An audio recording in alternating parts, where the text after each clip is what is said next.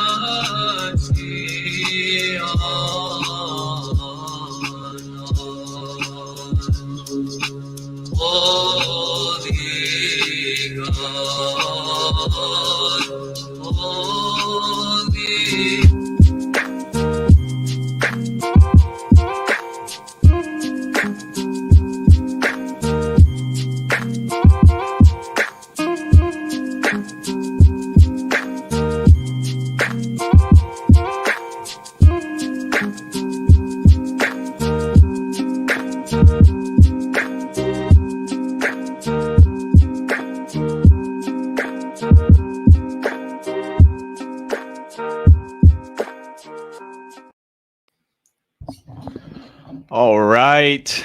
Welcome back, ladies and gentlemen. This is David Patrick Harry with Church of the Eternal Logos, and we have a very special sponsored stream. Shout out to the Orthodox Centurion for sponsoring this stream, of which he requested I look into the role Freemasonry had in regards to various revolutions, and the three that he mentioned were the American Revolution, the French Revolution, and the Russian Revolution, most specifically the Bolshevik Revolution in 1917. So today we're going to attempt to tackle this topic. It's a bit of a vast topic, and diving into this research led in a couple different directions. So today, if you're looking for an expose on the secret teachings of Freemasonry, that's really not going to be it. The more I did research, the more you see that Masonry is not a monolithic thing. And the role it had in the American Revolution compared to the French Revolution are actually quite different.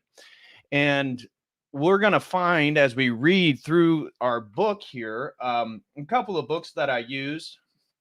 So you guys might be familiar with E. Michael Jones' book, this one right here. But the one that we're going to be reading from the most is actually Fire in the Minds of Men, the Origins of the Revolutionary Faith. And I have to say, I know that, shout out to Tristan Haggard. He talked about this in one of his streams. I think it was like a year or two ago. But this book is written by a gentleman named James Billington, and he was the congressional librarian. Got inaugurated under Reagan. But this is a fascinating book. And James Billington has a very, very detailed history. This book's like 600 pages long. And so the more you dive into it, you see that Masonry in Protestant countries or Catholic countries responds differently to the revolutionary spirit. And so much of our conversation today is going to be focusing on continental Europe. We're going to talk a little bit about Masonry and the role in the founding fathers, of which most of you guys are going to be much more familiar with. We'll talk, a little bit about the laying out the Masonic organization of Washington, D.C. as the sort of, some would argue, one of the most Masonically oriented cities in the world, at least at the time that it was created, it certainly was. And we're going to see the French Masonic gentleman who was hired by some of the fathers to construct that city. We're going to look a little bit into that. But the French Revolution is quite different from the American Revolution in many regards. Obviously, the violence and most notably the role of God. So even though the Masons had a significant role in the American Revolution, we're going to see that keeping God as a sort of central focus, even though they were deists, we know that, Protestantism, but as something that James Billington highlights, when you look at the revolutionary spirit and the role of Masonry in regards to America, Britain, Switzerland, and the Scandinavian countries, it's much less influential than we see in the French Revolution, and how that then plays a factor in the failed Polish Revolution, some of the Russian uprisings during the 19th century. We're going to see the failed German Revolution, which leads into the Weimar Republic, eventually the Third Reich. And, you know, the Tsar in Russia, he was actually attempting to shut down some of these Masonic lodges, i.e. in Poland, when the Polish Revolution happened, and they were trying to kick out the Russian soldiers who were occupying them at that time. And we also see that little mustache man, Hitler, also shut down the Masonic lodges when he took over Germany. But Switzerland's going to play an interesting role when we start to look at some of these revolutionary figures in the French Revolution, Masonic lodges, when we see even moving into Lenin in the latter half of the 19th century. Switzerland is very interesting. Despite it not having its own revolution, so many of these revolutionaries met there to organize their plans. So Billington highlights that one of the features of Protestantism, and he's not taking sides, and I don't know exactly, I tried to look into what exactly his religious faith was. Couldn't come to a conclusion on that. But one of the things about the American Revolution, very different from these other revolutions, is the centralization of power. In America, because of the federal system and the diffusion of power, it actually is a sort of bulwark against the same revolutionary spirit that is festered and grows prominently within continental Europe.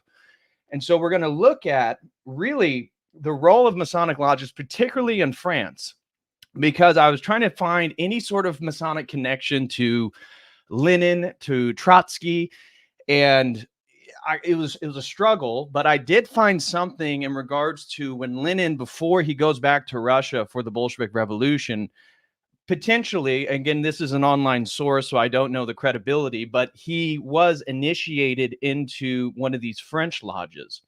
And so when we look at Catholic countries, Masonry certainly played a much more of a revolutionary role, because it was responding against the centralization or the central power of the papacy.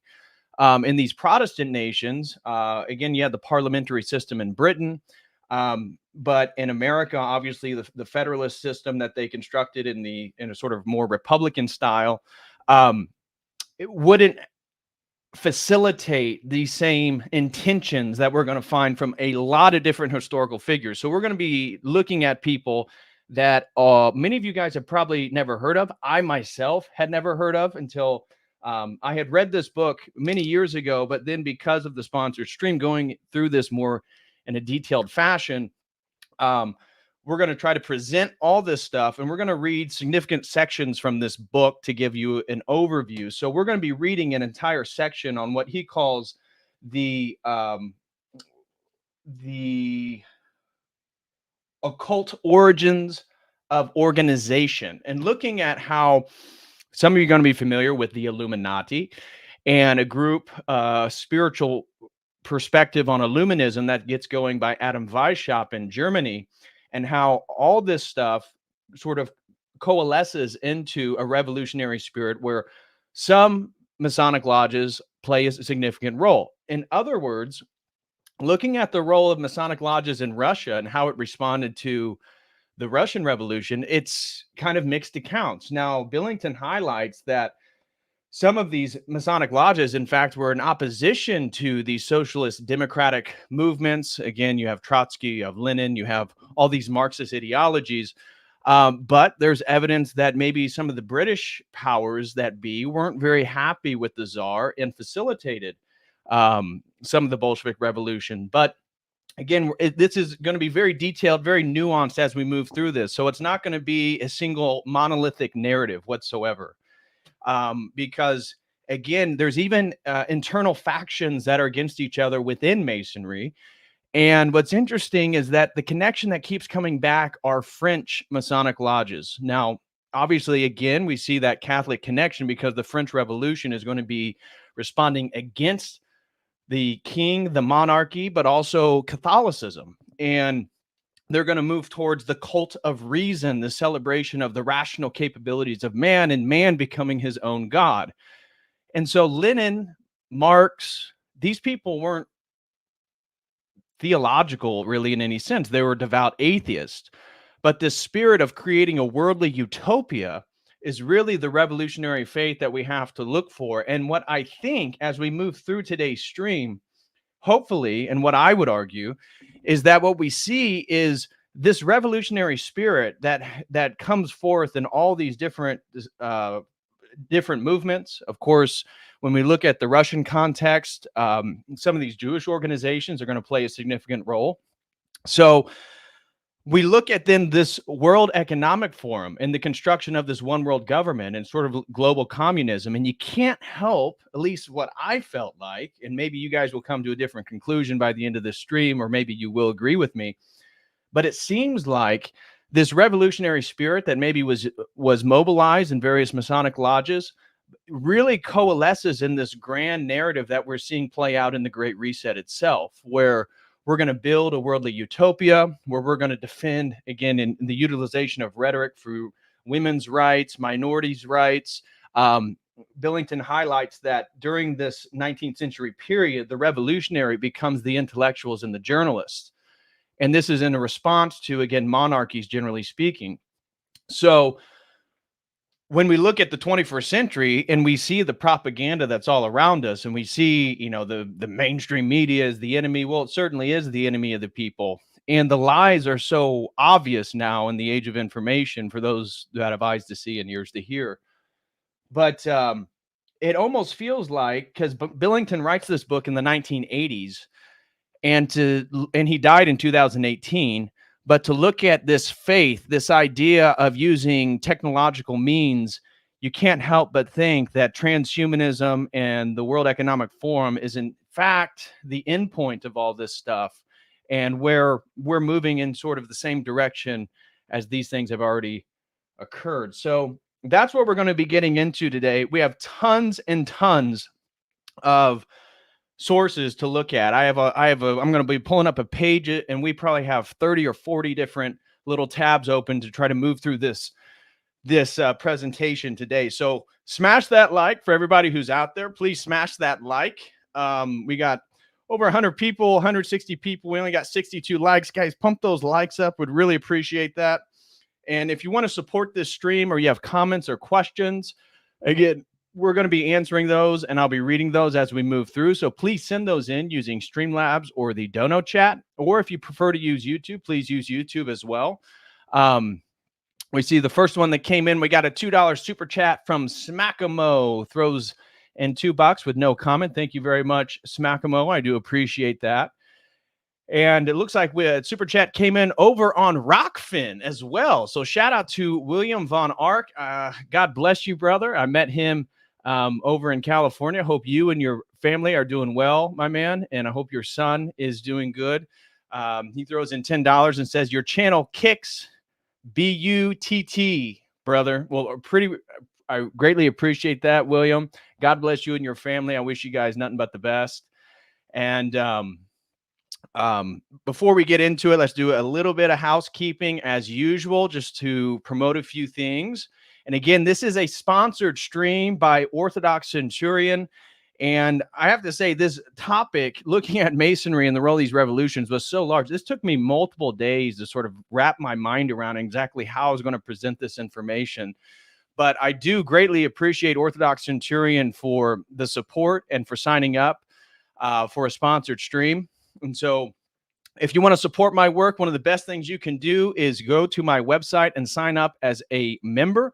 We got 3 different memberships. We just had our first Logos Fitness membership meeting last night for 2024. And that is a great group of gentlemen all around the world. And if you're looking for an accountability group, what we do is we talk about fitness, physicality, your bodybuilding, whatever it is that you're into, your nutrition. We look at your lifestyle, career goals, and we look at your spiritual life. And so we then grade ourselves every meeting on this, and we hold each other accountable. You have to say how you did the previous month, how you accomplished your goals, and then state your intentional goals for the coming month. And so if that's something you'd be interested, please sign up as a Logos Fitness member.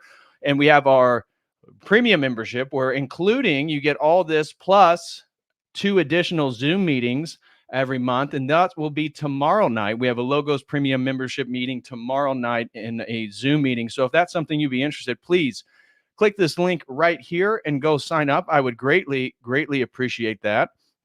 Also, if you would be interested in signing up for a one-on-one session, we can hop in a private Zoom meeting of just you and me, and we can discuss any topic your heart desires. And you can do so with this link right here.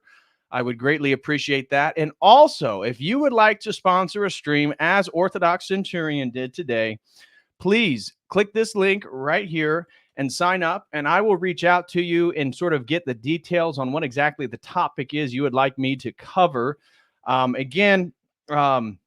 Orthodox Centurion asked that I look in the role of Masonry in the revolutionary role in particularly the French, the American, and the Russian context. And so I thought it was going to be a little bit more monolithic. I thought I'd find a little bit more of a concrete narrative, but this is going to be very nuanced as we move through today. And I want to thank, again, Orthodox Centurion for his patience in regards to me getting to the stream. Life's been a little bit crazy the last few months, and supporting my work by signing up. So thank you, Orthodox Centurion. Really appreciate that, my man. God bless you and yours. And if you have a topic you would like to sponsor, please do so with that link right there. We have 3 coming sponsored streams, all by our brother AC, in which he'll want me to cover. And honestly, after this, guys, I have so much schoolwork I got to do. If you want me to read an entire book and present a review, we're going to have to up some of this stuff. But I'll be doing this one. I need to read this one for AC. This is on Sufism, All the World is an Icon by Henry Corbin. We'll be looking at Buddhism, particularly Zen Buddhism, Religion and Nothingness in this book.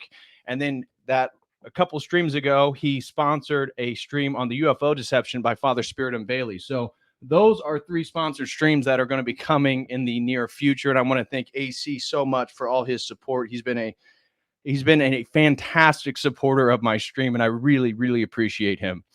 And then last thing, if you guys are looking for some merch, you can help me out by going to the website. We got merchandise over here, as well as the store here on YouTube. So you can go over to the YouTube channel, click store, and we also got merchandise over there if you'd be interested. And then last thing I want to say is if any of you guys are in the market for some Orthodox stuff, check out orthodoxdepot.com. Orthodoxdepot.com. It is a great Orthodox company here in the Midwest, run by Orthodox Christians. You can use promo code COTEL and you'll get 10% off all products, and you'll be able to help me out. You'll be able to get some good products, and I would greatly appreciate that if any of you guys are interested. Okay, so with that being said, where do we begin? Today is going to be a bit of a roundabout stream, but let me just pull up my tab of topics real quick so you guys can see what it is that we're going to be sort of digesting today. Here we go. So I found an online copy of this book right here, Fire in the Minds of Men. So we're going to be reading aspects from it here. And one of the things that I love about having an online version, although I like to do my own research with an actual physical book, you can do word searches.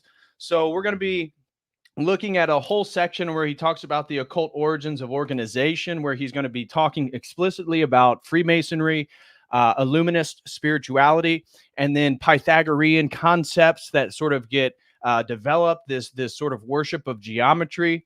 And this where things that connect with the previous stream, like I did a stream on the sort of ultimate deep dive on Rosicrucianism.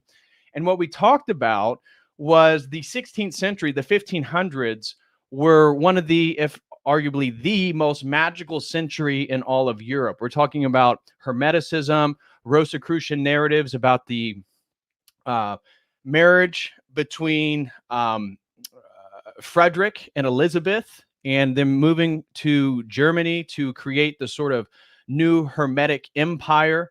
And this what leads into the 30 Years' War eventually. But if you want to learn more about that, I have a whole stream discussing Rosicrucianism and its development of the alchemical wedding is generally what that's called, or the sort of Winter King is how Frederick is referred to there. Of course, it was very short-lived. Their sort of Hermetic magical utopia, a mixture of Protestant Christianity with Hermetic magical belief systems.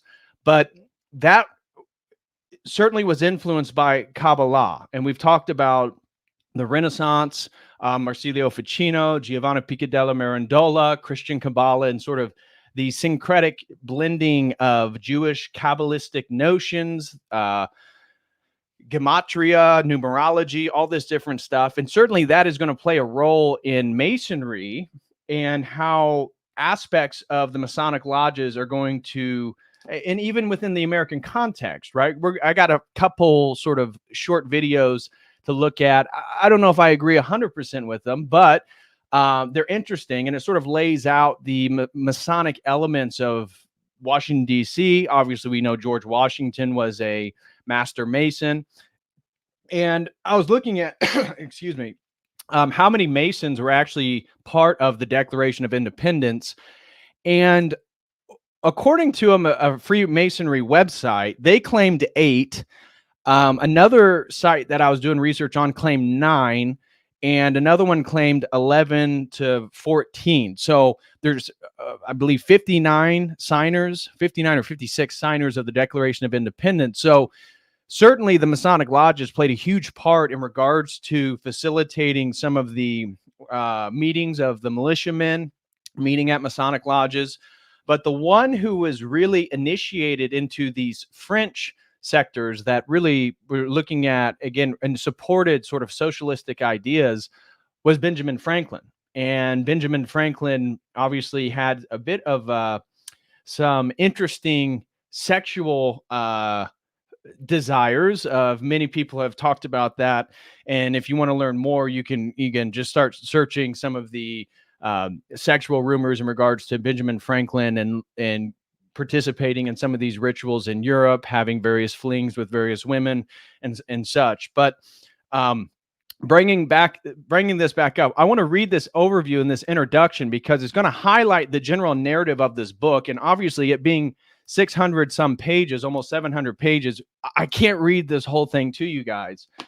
But this is going to give a great overview. And then I have tons of stuff. Again, this is James Billington, the author of this particular book that we're going to be looking at. And I got to say, it's a fantastic historical book, of which he doesn't use the historiographic method. He does not use a sociological method, which is very common. And he does not use a psychological method. He's interested in the history of ideas, which is what I prefer and what I like the most in regards to looking at history. I love intellectual history.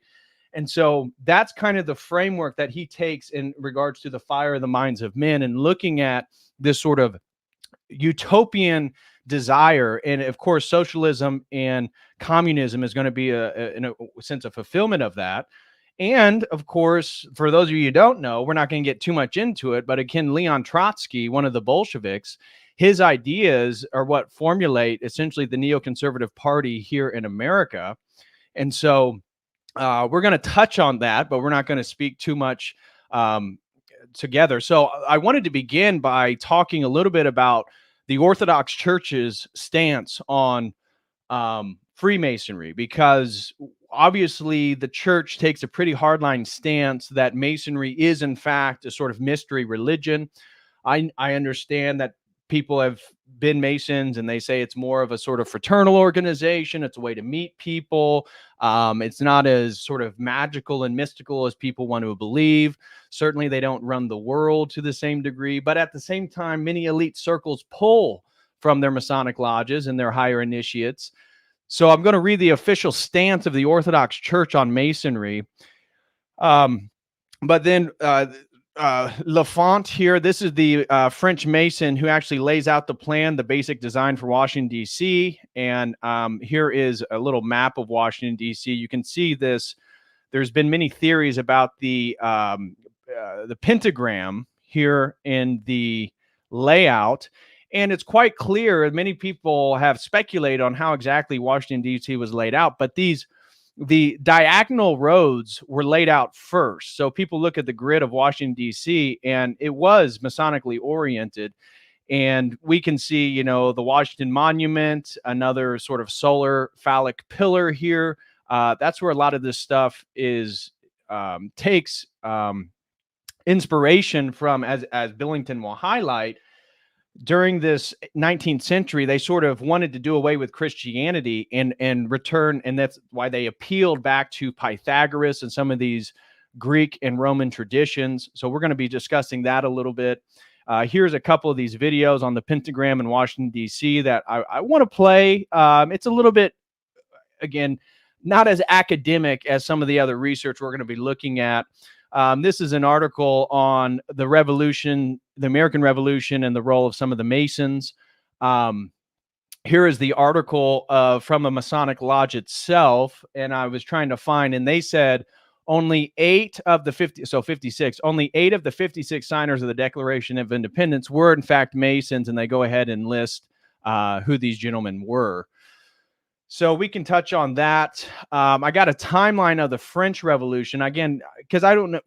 I got to appeal to people who aren't as knowledgeable about some of these topics in history, and so we're going to be looking at the timeline of the French Revolution, how that comes about, and exactly what happened, and then the Napoleonic era, because Napoleon, after the French Revolution, in a sense, they destroy the monarchy. You know, thousands of people are guillotined. Even Robespierre, who himself was executing people with the guillotine, that snake came back to bite him. A little Ouroboros symbolism there.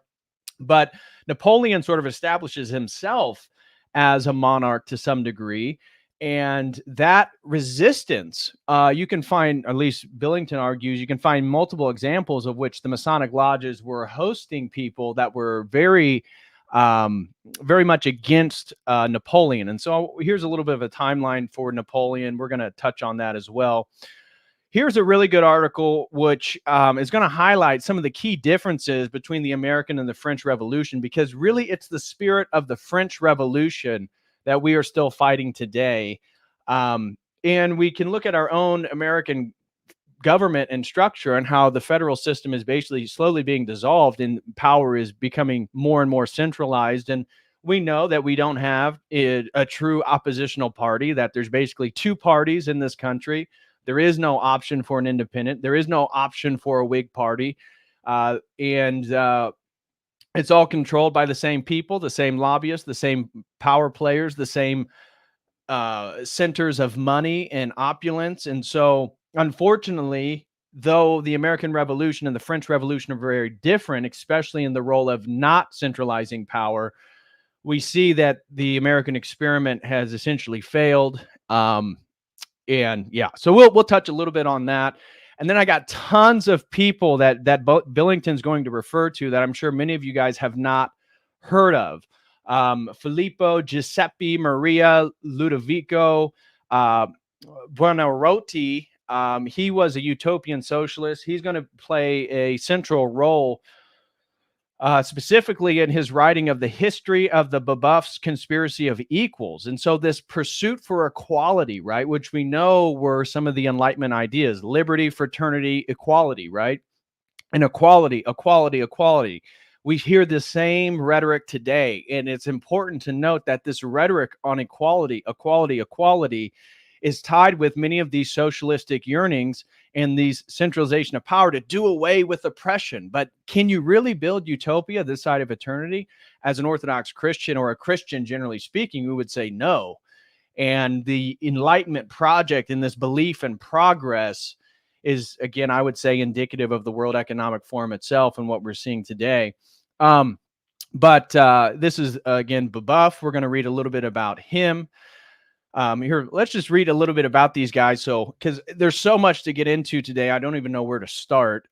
He was an Italian utopian socialist, Buonarroti, agitator. He was a Freemason and co-conspirator. He was active in Corsica, France, and Geneva. Again, Geneva and Zurich are going to play important roles in today's conversation because, again, Switzerland's going to be the host site of many of these exiled communist, socialist, revolutionary figures from their own host countries, and they're going to wind up in Switzerland. And it's interesting because Switzerland itself doesn't have one of these massive, bloody revolutions, yet that's where many of these people are going to meet. He writes a book called The History of Babeuf's Conspiracy of Equals. It became the quintessential text for revolutionaries, inspiring such socialists as Belaunky and Marx. He proposed a mutualist strategy that would revolutionize society by stages, starting from monarchy to liberalism, then to radicalism, and finally to communism. And so, again, I'm sure most people have never heard of this figure. Some of you who are going to be more in depth with your historical knowledge may be familiar, but he himself was a Mason. He joined a Masonic lodge in 1786, though under the constant surveillance of authorities, he expressed support for the French Revolution when it broke out. He traveled to Corsica to spread the revolutionary message. The first Italian language paper to openly support the French Revolution. And this gentleman is also a direct descendant from Michelangelo. So those of you who know Michelangelo, the great artist, his surname is also Buonarroti. And so interesting little connection there. And so in 1793, traveled to Paris and became a member of the Society of the Pantheon. Maximilien Robespierre placed him in charge of organizing and expatriate Italian revolutionaries, which he did from a base in Nice. After denouncing Pascal Paoli in the National Convention, he was rewarded with his revolutionary activities by a special decree of French citizenship in May of 1793. And so this Babeuf conspiracy in later life, this is, again, what his work is really noted for. He was recalled to Paris in 1795 after the Thermidorian reaction, whereupon he was imprisoned in the Polices prison after his friends in office had been deposed by the Thermidorian reaction. There he met Gracchus Babeuf, and I think I have him up here. Again, we're going to get to him in just a second. Here he is right here. So we'll describe him. He was also another proto-communist revolutionary and journalist of the French Revolutionary period.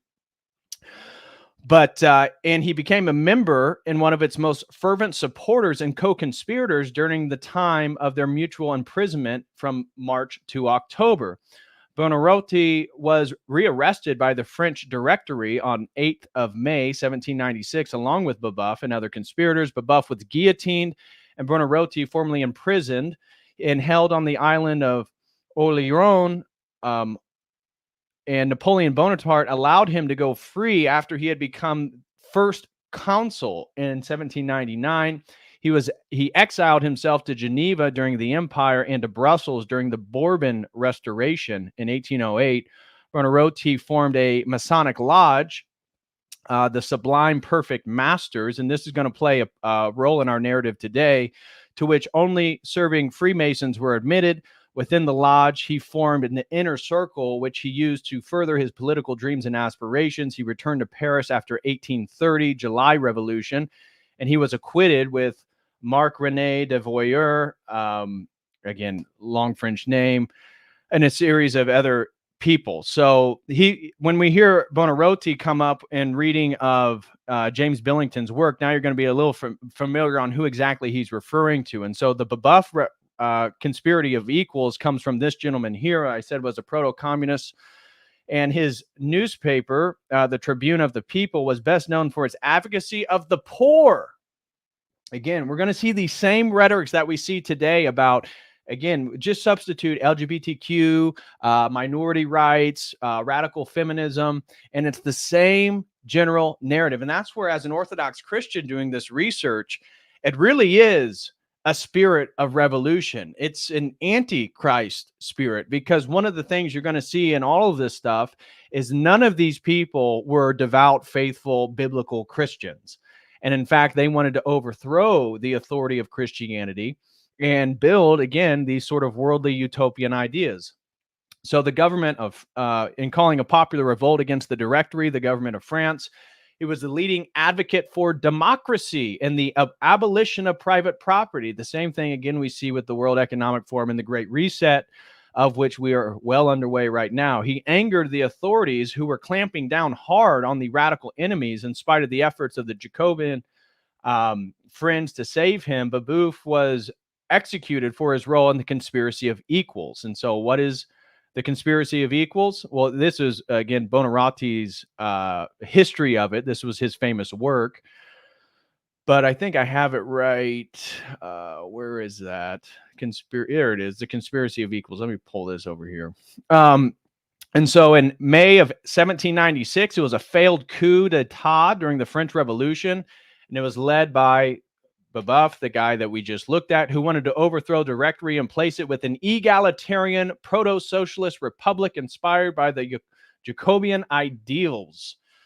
And we're not going to get in too much detail here. We'll read a little bit about the ideas of the conspiracy. The ultimate goal for Babeuf and his comrades was absolute equality.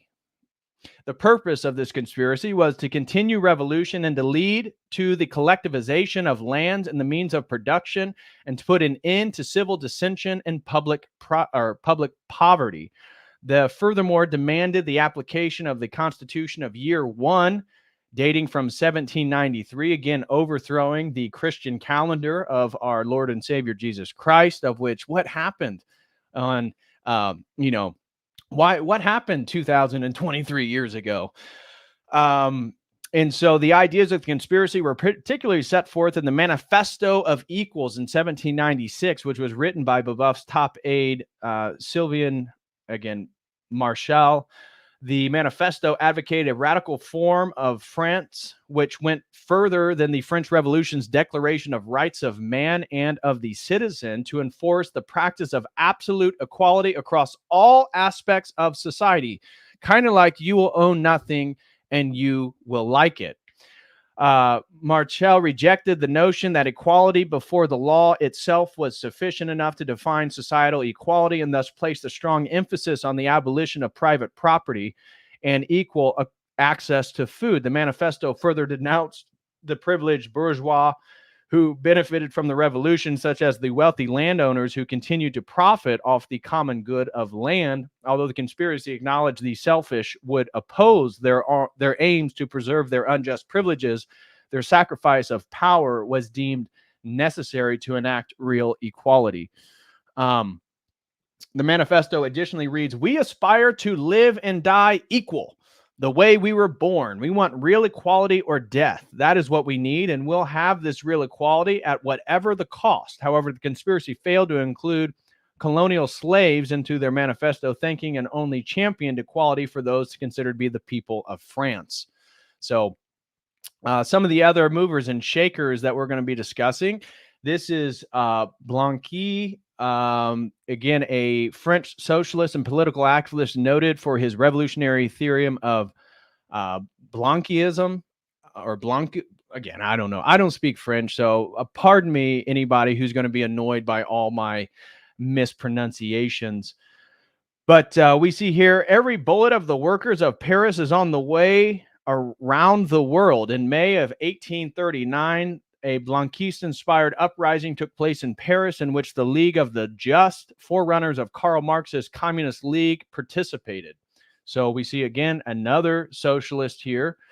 Another mover and shaker. Okay, so I brought the cult of supreme being. This is what, again, Robespierre wanted to replace the Christian belief in the Trinity and God for a sort of deism and a cult of reason. As you guys know, they rededicated Notre Dame Cathedral to reason, of which I don't know if I have that specific section of Billington highlighted, but he talks about the initiation of, weird ritual where they had like a naked woman being elevated and brought into Notre Dame Cathedral to represent the sort of new virgin birth of the worship of human reason, and man is going to become his own God, or at least fulfill the process of history itself.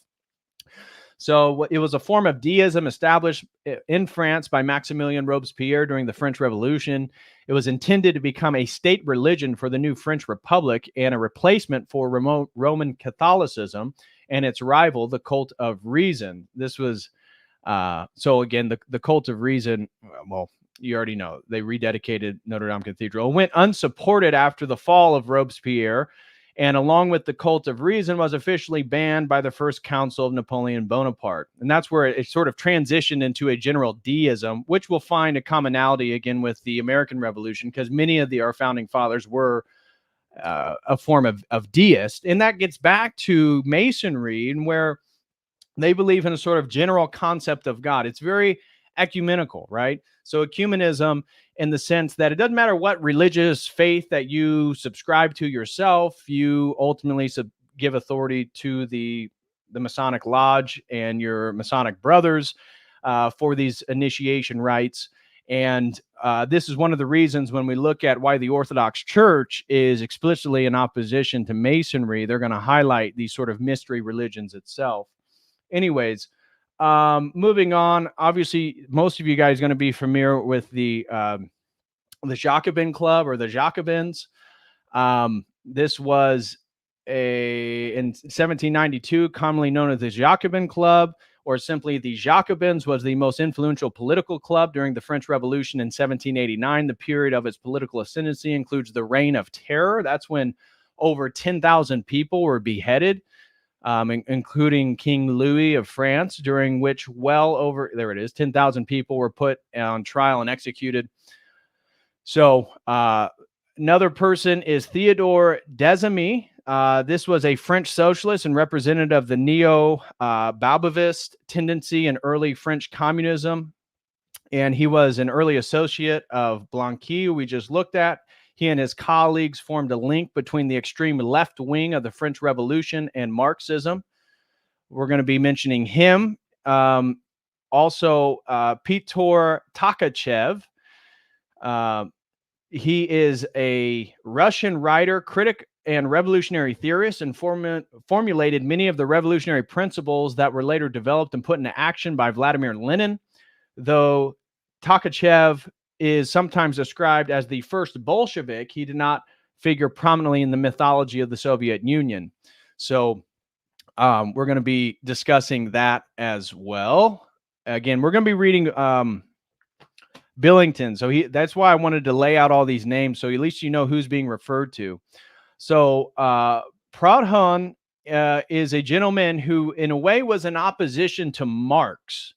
And that's also going to play a factor in here. He was an anarchist. He was a French socialist, politician, philosopher, and economist who founded mutualist philosophy and is considered by many to be the father of anarchism. He was the first person to declare himself an anarchist using the term, and is widely regarded as one of anarchism's most influential theorists. He became a member of the French Parliament after the Revolution of 1848. So again, we got a lot of revolutions here. Whereafter he referred to himself as a federalist. Proudhon described the liberty he pursued as the synthesis of community and property.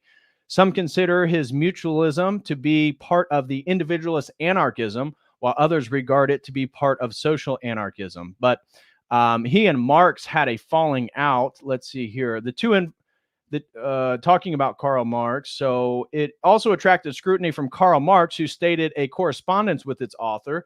The two influenced each other, and they met in Paris while Marx was exiled there. Their friendship finally ended when Marx responded to Proudhon's The System of Economic Contradictions, or the Philosophy of Poverty, with the proclivity titled The Poverty of Philosophy. The dispute became when one of the sources of the split between the anarchist and the Marxist wings of the International Working's Men Association. Some of such as Edmund Wilson have contended that Marx's attack on him had its origin in the latter's defense of Karl Grun, whom Marx bitterly disliked. So that, again, when Billington refers to this, you're going to be able to know who exactly is being referred to. Of course, you guys know who Karl Marx is. He needs no introduction. Bonneville, Nicolas Bonneville, was a French bookseller, printer, journalist, and writer. He was also a political figure of some relevance at the time of the French Revolution and into the early years of the next century. He also was a Freemason, initiated into Freemasonry in 1786 during a stay in England. He wrote 2 books on the subject: The Jesuits Expelled from Masonry and The Dagger Shattered by the Masons, both in 1788, in which he accuses the Jesuits of having introduced into the symbolic decrees of Freemasonry the myths of the Templars and their doctrine of revenge based on the crime of their destruction, and the 4 vows of the Templars included in the higher degrees. Earlier in 1787, the leading Bavarian Illuminist and Freemason Johann Jakob Christoph Bode is said to have converted the German-speaking Bonneville to a faith of combined esoteric symbolism with radical ideas of popular sovereignty bordering on direct democracy. Okay. Another gentleman we're going to be looking at is well, he's not going to factor in so much, but I wanted to bring him up because he connects in an interesting way. Some of you are going to be familiar with Alexander Pushkin, and he was a Russian poet, playwright, and novelist of the Romantic era. He is considered by many to be the greatest Russian poet, as well as the founder of modern Russian literature. But he eventually gets, where are we at? Oh, here we go. Social activism. So Pushkin was heavily influenced by the Kantian liberal individualist teachings of Alexander Kunitsin, whom Pushkin would later commemorate in his poem 19 October. Pushkin also immersed himself in the thought of the French Enlightenment, to which he would remain permanently indebted throughout his life, especially to Voltaire, whom he described as the first to follow the new road and to bring the lamp of philosophy into the dark archives of history. Pushkin gradually became committed to social reform and emerged as a spokesperson for literary radicals. That angered the government and led to his transfer from the capital in May 1820. He went to the Caucasus and to Crimea and to these various places where he became a Freemason, and he joined the Philiki Ethereum. So this is the Greek Revolution, which I'm going to highlight here in a second.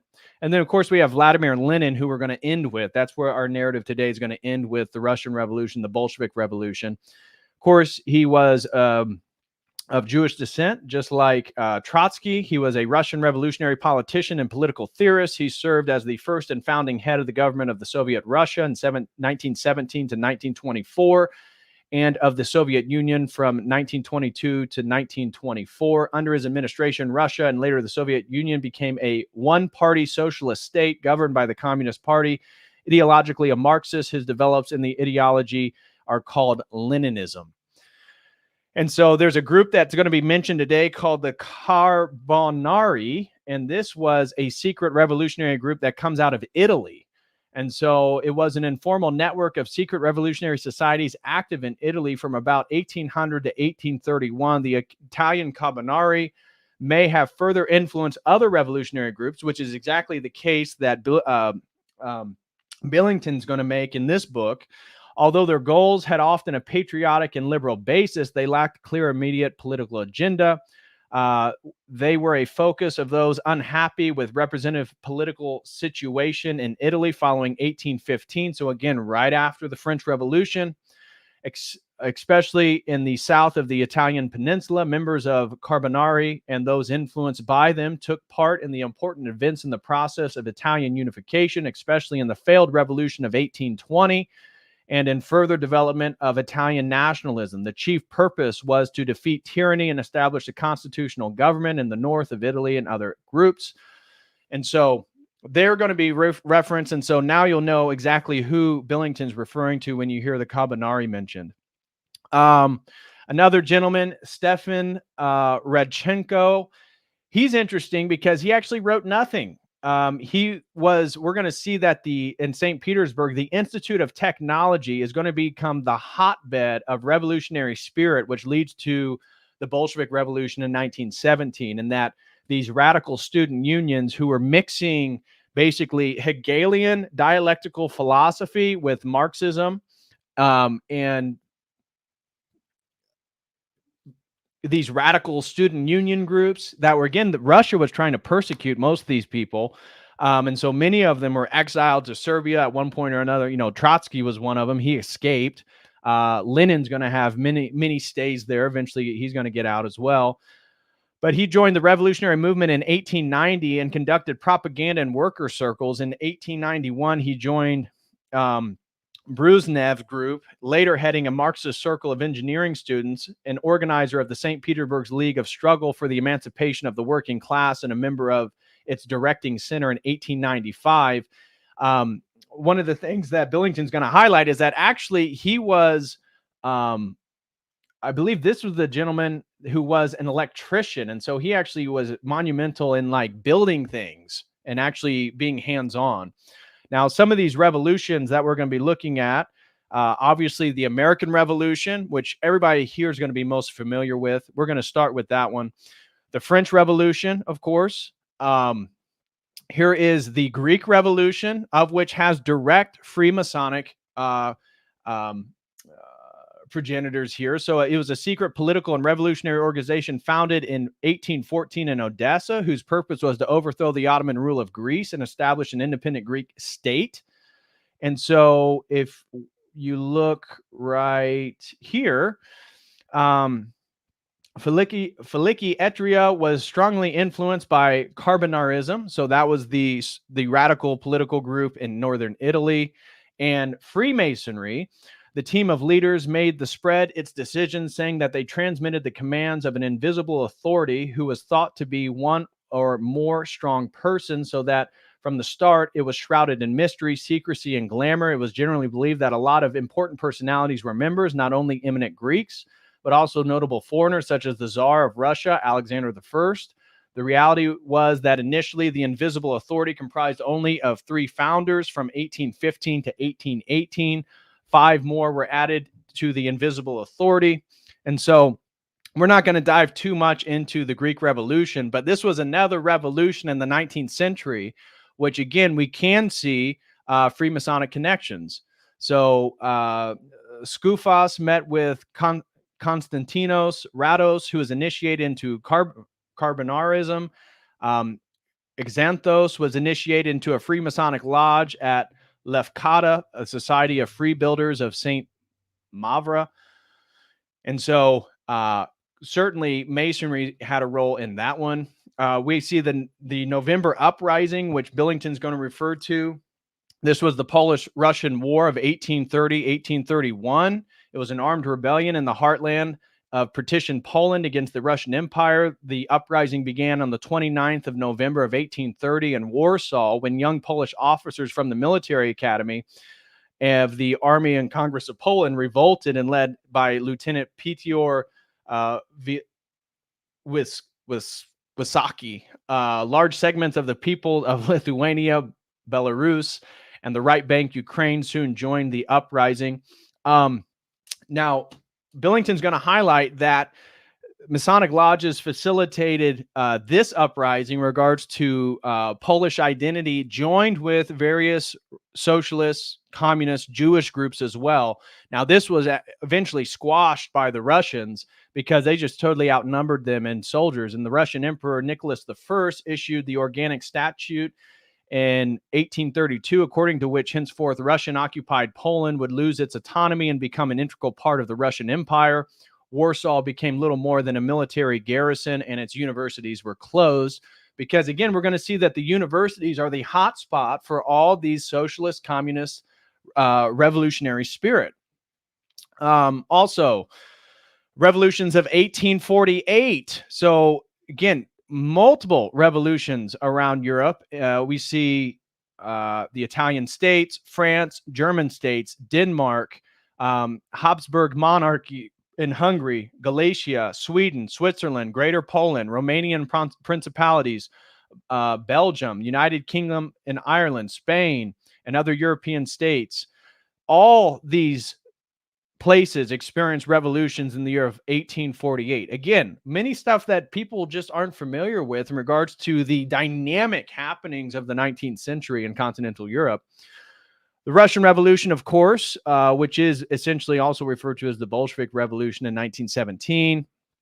February Revolution, more specifically, sometimes the March Revolution, was the first two revolutions which took place in Russia in 1917. This was near Petrograd, or now St. Petersburg, the then capital of Russia, where longstanding discontent with the monarchy erupted into mass protests against food rationing on the 23rd of February. Revolutionary activity lasted about 8 days, involving mass demonstrations, violent armed clashes with police, and the last loyal forces of the Russian monarchy. Revolutions during 1820s. So we see, again, many countries, and this is really the overthrow of monarchy itself. The Decembrist Revolt, which again happened in Russia. This was 1825, following the death of Emperor Alexander I. The German Revolution, this was a failed revolution. The German Revolution in 1918 through 1919, this is right after World War I. And so it began with the downfall of the German Empire and eventually resulted in the establishment of the Weimar Republic. The revolutionary period lasted from November 1918 until the adoption of the Weimar Constitution in August 1919. Among the factors leading to the revolution were the extreme burden suffered by the German population during the 4 years of war, the economic and psychological impacts of the German Empire, defeat by the Allies, and the growing social tensions between the general population and the aristocratic and bourgeois elite. Now, that one failed. And by the time we see Hitler rise to power, one of the first things he does is actually shut down the Masonic lodges in Germany, which is interesting. Now, at the same time, like, it's not like the Third Reich was not interested in the occult. They very much were. I have a book over here that doesn't factor in today's conversation, but it was one of the most favorited books of Hitler in his private library. And what it is, it's on ritualistic occult magic. And so, again, interesting stuff there. Yeah. So these are some other people that are going to be mentioned. Henry de Saint-Simon. It was a French political and economic socialist theorist and businessman who thought of a substantial influence on politics, economics, sociology, and the philosophy of science. He also was very much against formal religion. So I don't know if there's a section over here, religious views. Prior to the publication, Simon had not concerned himself with theology. Simon presupposes a belief in God. His object in the treatises is to reduce Christianity to its simple and essential elements. He does this by clearing of what he thought of it to be its dogmas and other defects that had come to define the Catholic and Protestant forms of Christianity. Saint Simon posited a comprehensive formula for a new Christianity. The whole society ought to strive towards the amelioration of the moral and physical existence of the poorest class. Society ought to organize itself in the way best adapted for attaining this end. So what you're seeing is, again, the socialist dimension of these revolutions was much more in continental Europe than it was in America. Masons and the Jesuits. This is an article which I'm not going to be reading, but is actually written by Helena Blavatsky, in which she is very appreciative to the Masons and the Masonic lodges, and highlights that, Christianity, traditional Christianity, is essentially its wisdom. I mean, its enemy. I'm sorry. And it says that the Christian religion has become the handmaid to the secret agent of worldly ambition, its mysteries being made subservient to political espionage. And writes that many good Christians whom we know, and no friends of Masonry, nor of sectarian Protestantism either, may nourish, we suspect, a feeling of gratitude to the Masons, could they but seriously believe that the Italian craft is doing even so much toward the liberation of the world from the tyrannical, narrow-minded sacerdotalism. So anyways, it's very interesting, because in this, she actually literally writes, it is thou, O Satan, who inspirest my verse. If it breakest forth from my breast, defying the God of the pontiff kings. O hail, O Satan, thou hast conquered the Jehovah of the priests. And so she gives appreciation, interestingly, to the Masonic lodges. So like she says here, Masonry will have the glory of subduing the terrible hydra of the papacy, planting on its ruins the secular standard. And that's where I want to highlight, again, Masonry is not monolithic. And when we look at Masonry in the Protestant countries, it was not specifically about being in opposition to the papacy, which is what we see, in fact, in the continental European tradition.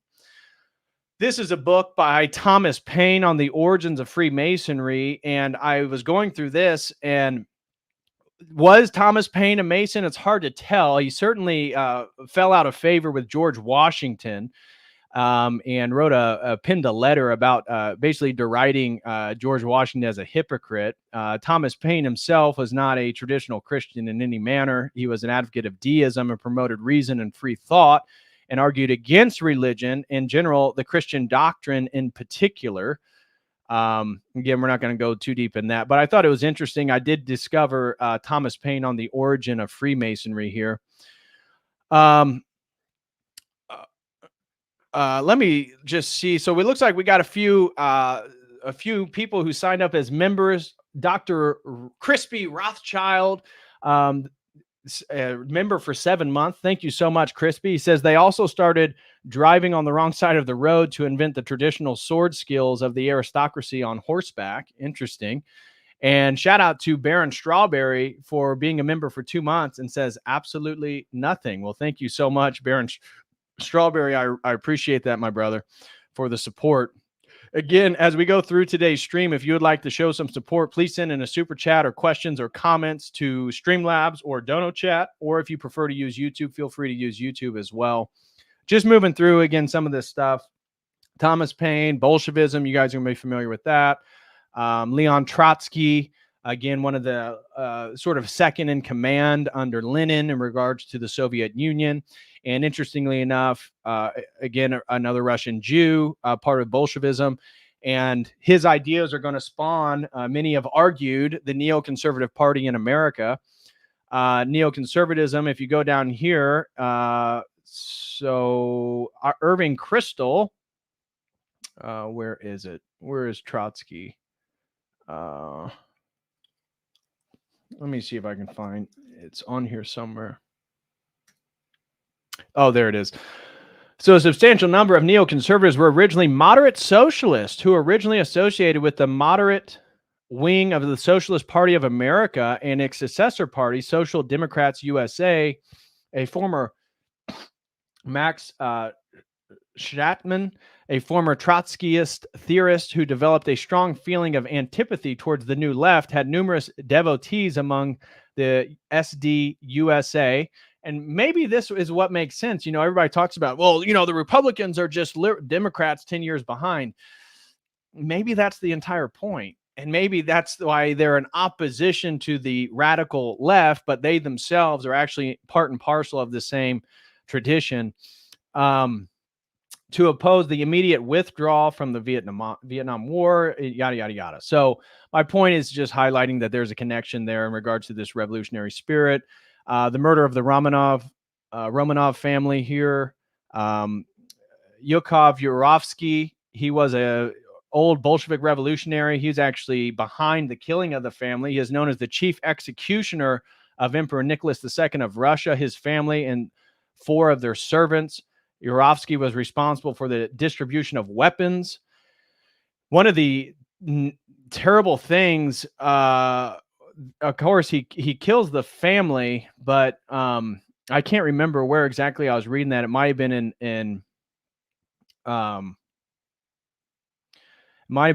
in Billington, but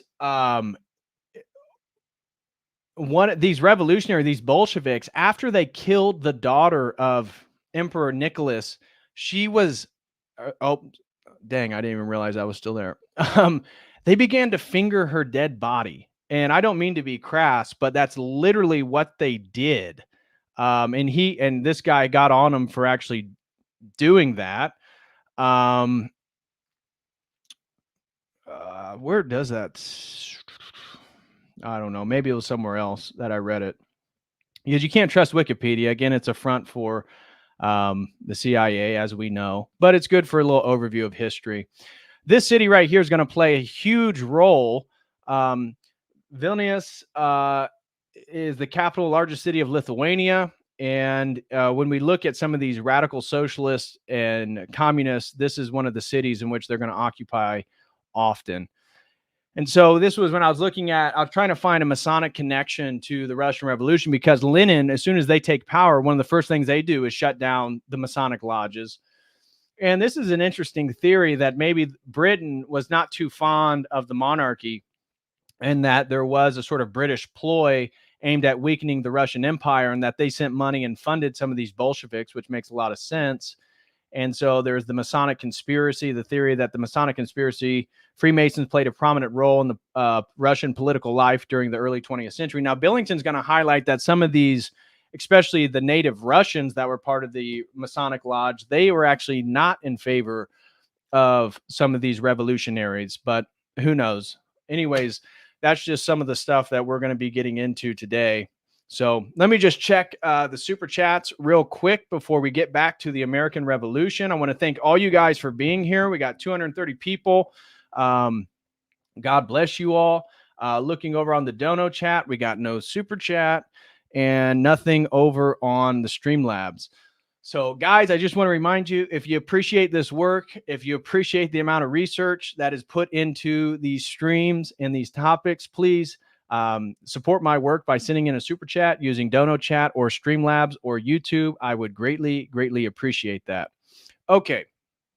So getting back to it, now let's go back to the beginning of our stuff and the official Orthodox stance on Freemasonry. So Orthodoxy, Freemasonry is not simply a philanthropic union or a philosophical school, but constitutes a mystagogical system which reminds us of the ancient heathen mystery religions and cults from which it descended and its constitution in regeneration. This is not only admitted by prominent teachers in the lodges, but they declare it with pride, affirming literally Freemasonry is the only survival of the ancient mysteries and be called the guardian of them, which again, we've talked about before. Masonry is direct offspring of the Egyptian mysteries.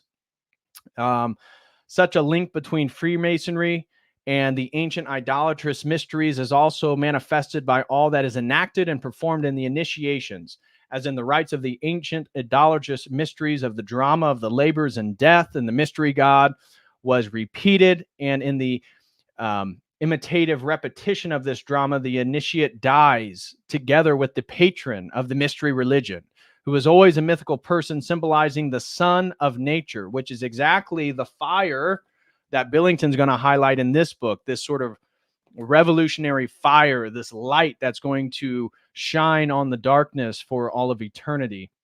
According to the confession of prominent teacher of Freemasonry, Hiram is as Osiris, as Mithra, and as Bacchus, one of the personifications of the sun.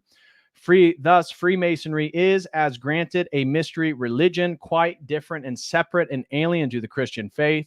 This is shown without any doubt by the fact that it possesses its own temples with altars, which is characterized by prominent teachers as workshops, which cannot have less history and holiness than the church, and as temples of virtue and wisdom, where the supreme being is worshipped and the truth is taught.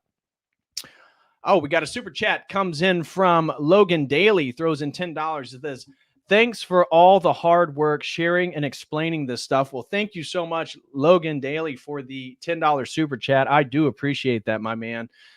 Really appreciate the support. Okay. Continuing on with Orthodoxy stance on Masonry, we see that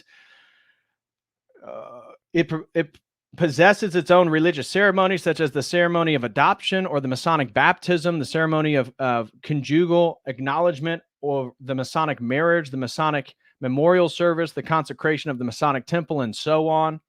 It is true that it may seem at first that Freemasonry can be reconciled with every other religion because it is not interested directly in the religion to which its initiates belong. This is, however, explained by its syncretistic character and proves that in the point also it is an offspring and continuation of ancient idolatrous mysteries which accepted for initiation worshippers of all gods. But as the mystery religions, in spite of the apparent spirit of tolerance and acceptance of foreign gods, led to a syncretism which undermined and gradually shook confidence in the other religions. Thus, Freemasonry today, which seeks to embrace in itself gradually all mankind and which promises to give moral perfection and knowledge of truth, is lifting itself to the position of a kind of super religion, looking at all religions without accepting Christianity as the inferior and unhewn stone. And the fact that alone the Freemasonry creates a brotherhood excluding all other brotherhoods outside of it, which are considered by Freemasonry as uninstructed, even when they are Christian, proves clearly its pretensions to a super religion.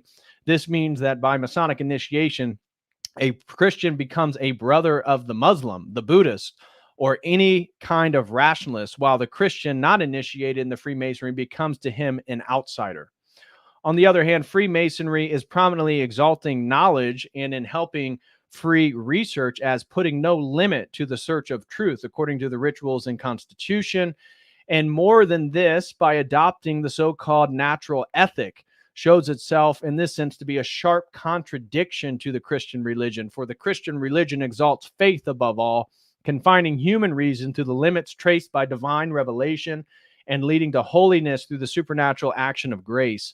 In other words, which Christianity as a religion of revelation, possessing its rational and super rational dogmas and truths, asks for faith first and grounds its moral structure on the supernatural divine grace. Freemasonry has only natural truth and brings to the knowledge of its initiates free thinking and investigation through reason only. It bases its moral structure only on the natural forces of man and has only natural aims. Thus, the incompatible contradiction between Christianity and Freemasonry is quite clear. It is natural that various churches of other denominations have taken stand against Freemasonry. Not only has the Western Church branded for its own reasons the Masonic movement by numerous papal encyclicals, but Lutheran, Methodist, Presbyterian communities have also declared it to be incompatible with Christianity. Much more has the Orthodox Catholic Church, maintaining in its integrity the treasure of the Christian faith, proclaimed against it every time that the question of Freemasonry has been raised. Recently, the Inter-Orthodox Commission, which has met on Mount Athos and in which the representatives of all the autocephalous Orthodox churches took part, has characterized Freemasonry as false and anti-Christian system. Freemasonry cannot be compatible with Christianity as far as it is a secret organization. We've talked about this before, how Orthodoxy and Christ calls us to speak truth exoterically, and that these esoteric systems, which again is going to be the central thrust of this revolutionary spirit, because these socialist communist groups have to sort of do things undercover. And even though many of them might be atheists, it presupposes that we have to have sort of secret special knowledge, which really comes from the Illuminism. You could call it Luciferianism, but certainly Freemasonry is another structure in which there's sort of secret truths, secret teachings, just like Gnosticism, right? You rationally apprehend certain truths, and therefore you can then spiritually ascend. That is, in fact, the exact opposite of Orthodoxy, where we believe in a mystery in which is participatory. You partake in the Eucharist, you partake in the mysteries, you become part of the church, you become part of the body of Christ. And it is certainly mystical, but it's not about secret teachings. It's about living a righteous, pious life in the purity of one's heart. So, consequently, clergymen cannot be permitted to take part in this association. I consider as worthy the degradation. Every clergyman who does so, it is necessary to urge upon all who entered it without due thought and without examining what Freemasonry is, to sever all connections with it. For Christianity alone is the religion which teaches absolute truth and fulfills the religious and moral needs of men. Unanimous. I cannot speak right now. Anyways, with one voice and all the bishops unanimously, gosh, I cannot freaking say it, unanimously with one voice, all the bishops of the Church of Greece have approved what was said and was And we declare that all faithful children of the church must stand apart from Freemasonry with unshaken faith in our Lord Jesus Christ, in whom we have our redemption through his blood, the forgiveness of our sins, according to with unshaken faith in our Lord Jesus Christ, in whom we have our redemption. Okay, riches his grace, whereby he abounds us in all wisdom and prudence. So this is from St. Nectarios's educational series. Therefore, all who have become involved in the institutions of Masonic mysteries must from this moment sever all relations with the Masonic lodges and activities, being sure that they are thereby of a certainty renewing their links with our one Lord and Savior, which were weakened by ignorance and by a wrong sense of value. So, okay, now we have an idea on the official stance of the Orthodox Church in regards to Masonry there. Yes, I need a speech therapy fund. Thank you. Please. I could definitely use that.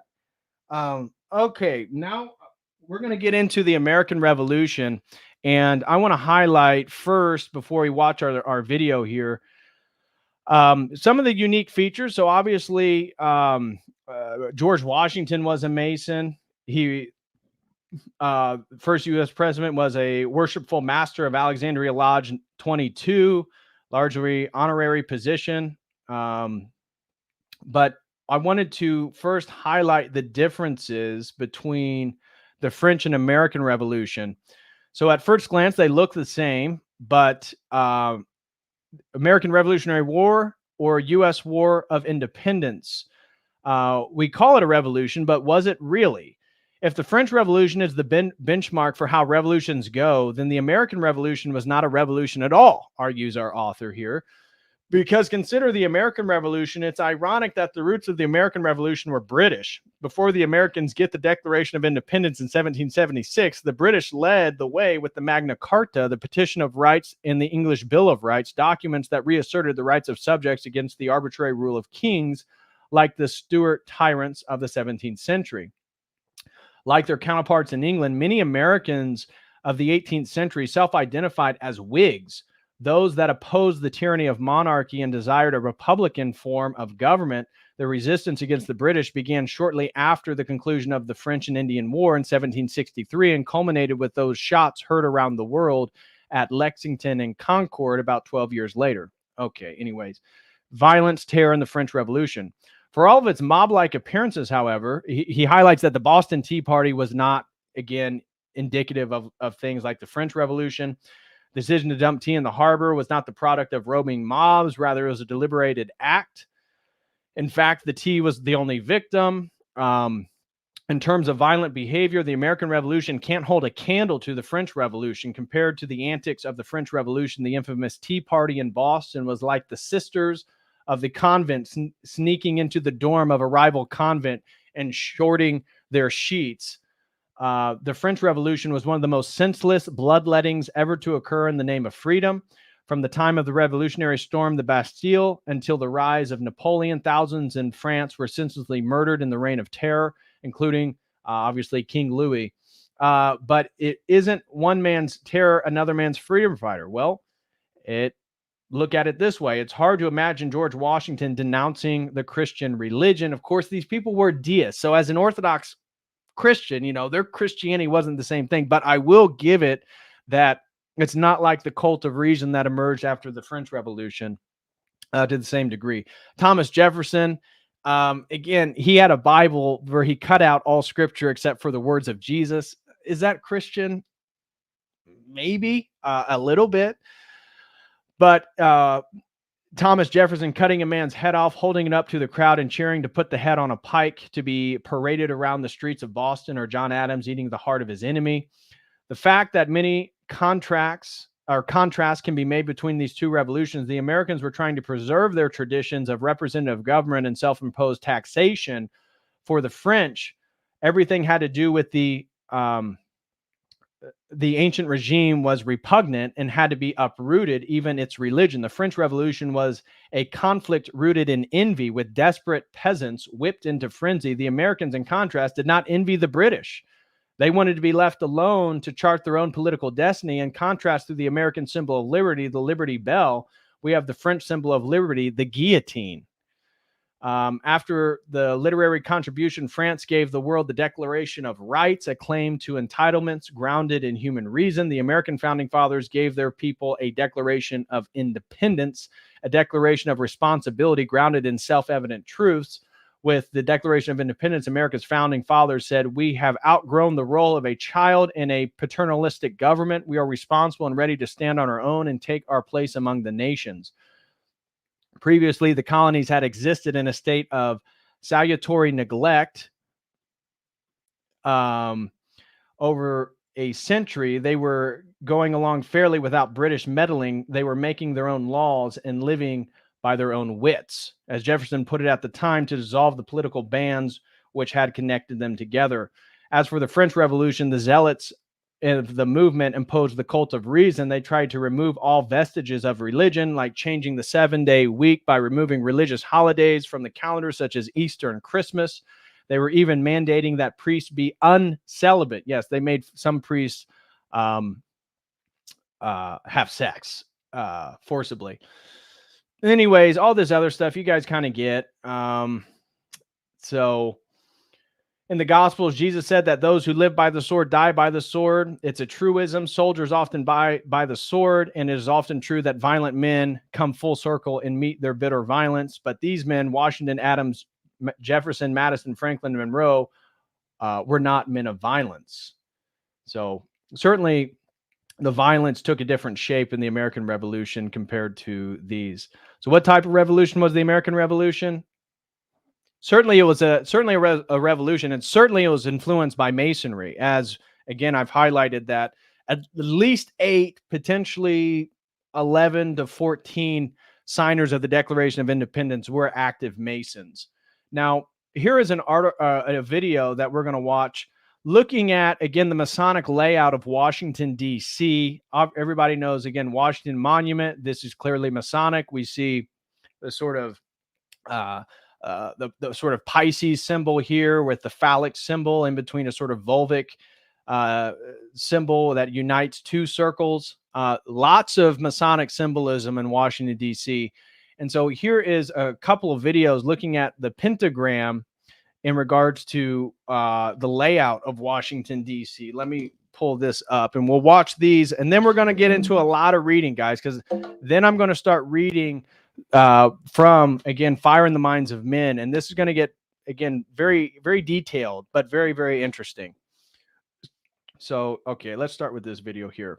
So the pentagram in Washington, D.C.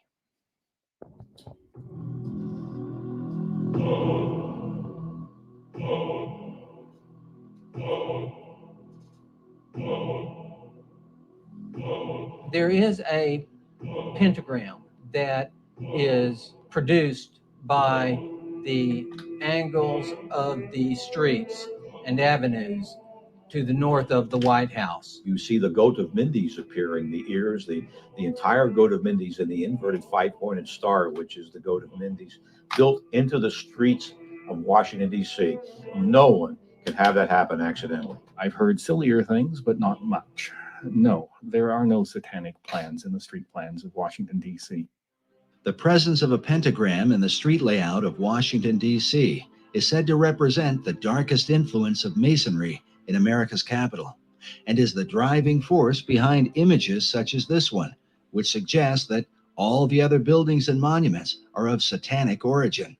As many are aware, the presence of the pentagram is... And this is where I kind of disagree with, not all Masonry is explicitly satanic. Again, that's where some of these conspiracy theories are a little bit too monolithic. The more nuance you get into it, what I would argue is what's satanic about it is the idea of Illuminism and Luciferianism in the sense of secret knowledge leading one's way to spiritual ascent.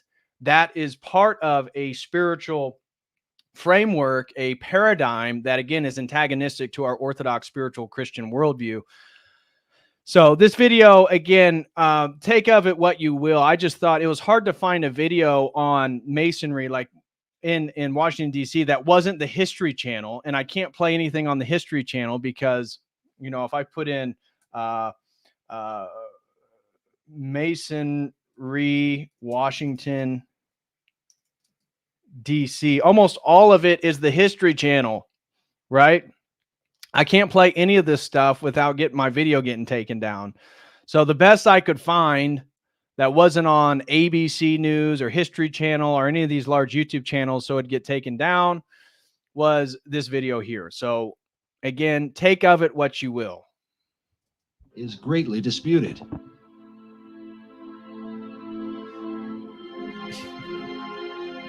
During the Middle Ages, the pentagram was a symbol of good luck and protection when used by those who practice magic. And one of the things they came upon was the idea that if there were such things as demons and spirits, then they should be able to summon them, either just to observe them to prove that they existed, or to control them to whatever purpose they might want to. These people were, I suggest, an early form of experimental scientists as much as they were magicians. They were just trying to see what would happen. And one of the things they decided to do is, if they were going to call up a spirit or a demon in a specific place, they draw a circle, and then they would put pentagrams at the corners as a warding sign to protect them from whatever danger that demon might pose to them. The inverted pentagram is seen as a highly satanic symbol. Meanwhile, placing a goat's head in the center of it is most often blamed on 19th century French occultist Eliphas Levi, who arbitrarily decided to say that the pentagram, one point up was a positive good luck, good fortune symbol, and one point down was a negative evil symbol. He provided no citations as to where he got. Yeah, David, that's what this video is going to address. What's called the what is the broken pentagram? Is it the Cliffhoven symbol? It's something like that. But this video is going to talk about it, where the pentagram does not fully match up with the layout of Washington, D.C., but that broken left side of the pentagram, this video tries to argue of why exactly it would be there. So I totally agree with you. But anyways, again, just laying out this video to talk a little bit about the Masonic construction of Washington, D.C. He got that idea from, and there was nothing historically documented prior to him to suggest that anyone ever thought that was the case. This is an important issue because Eliphas Levi was arguably the most influential occultist of the 19th and 20th centuries. He was probably the most powerful sorcerer of the 19th century. His writings inspired every major occult leader, including Madame H.P. Blavatsky, Aleister Crowley, Manly P. Hall, and Albert Pike. Yes, indeed, Pike does quote Levi in his writings. Levi's concept of the pentagram was most likely the influence of the 15th century German alchemist Heinrich Cornelius Agrippa. Agrippa is a well-known figure in occult circles and is even mentioned in Mary Shelley's Frankenstein, as well as J.K. Rowling's Harry Potter and the Sorcerer's Stone. Agrippa published his books on occult philosophy around 1509. Today, his collection is called the Foundation Book of Western Occultism. In this book, he features an inverted pentagram and calls it the Pentagram of Pythagoras. According to Pythagoras, the inverted pentagram symbolized the 5 chambers of Tartarus, one of the Greek words for hell.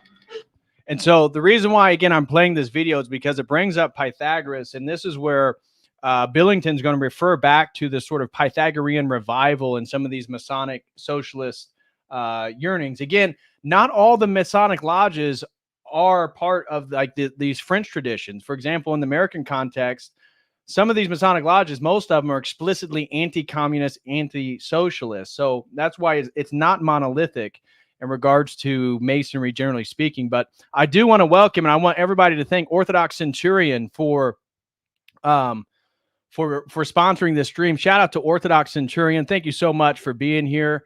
And just scrolling back to see some of your comments, Orthodox Centurion, he said,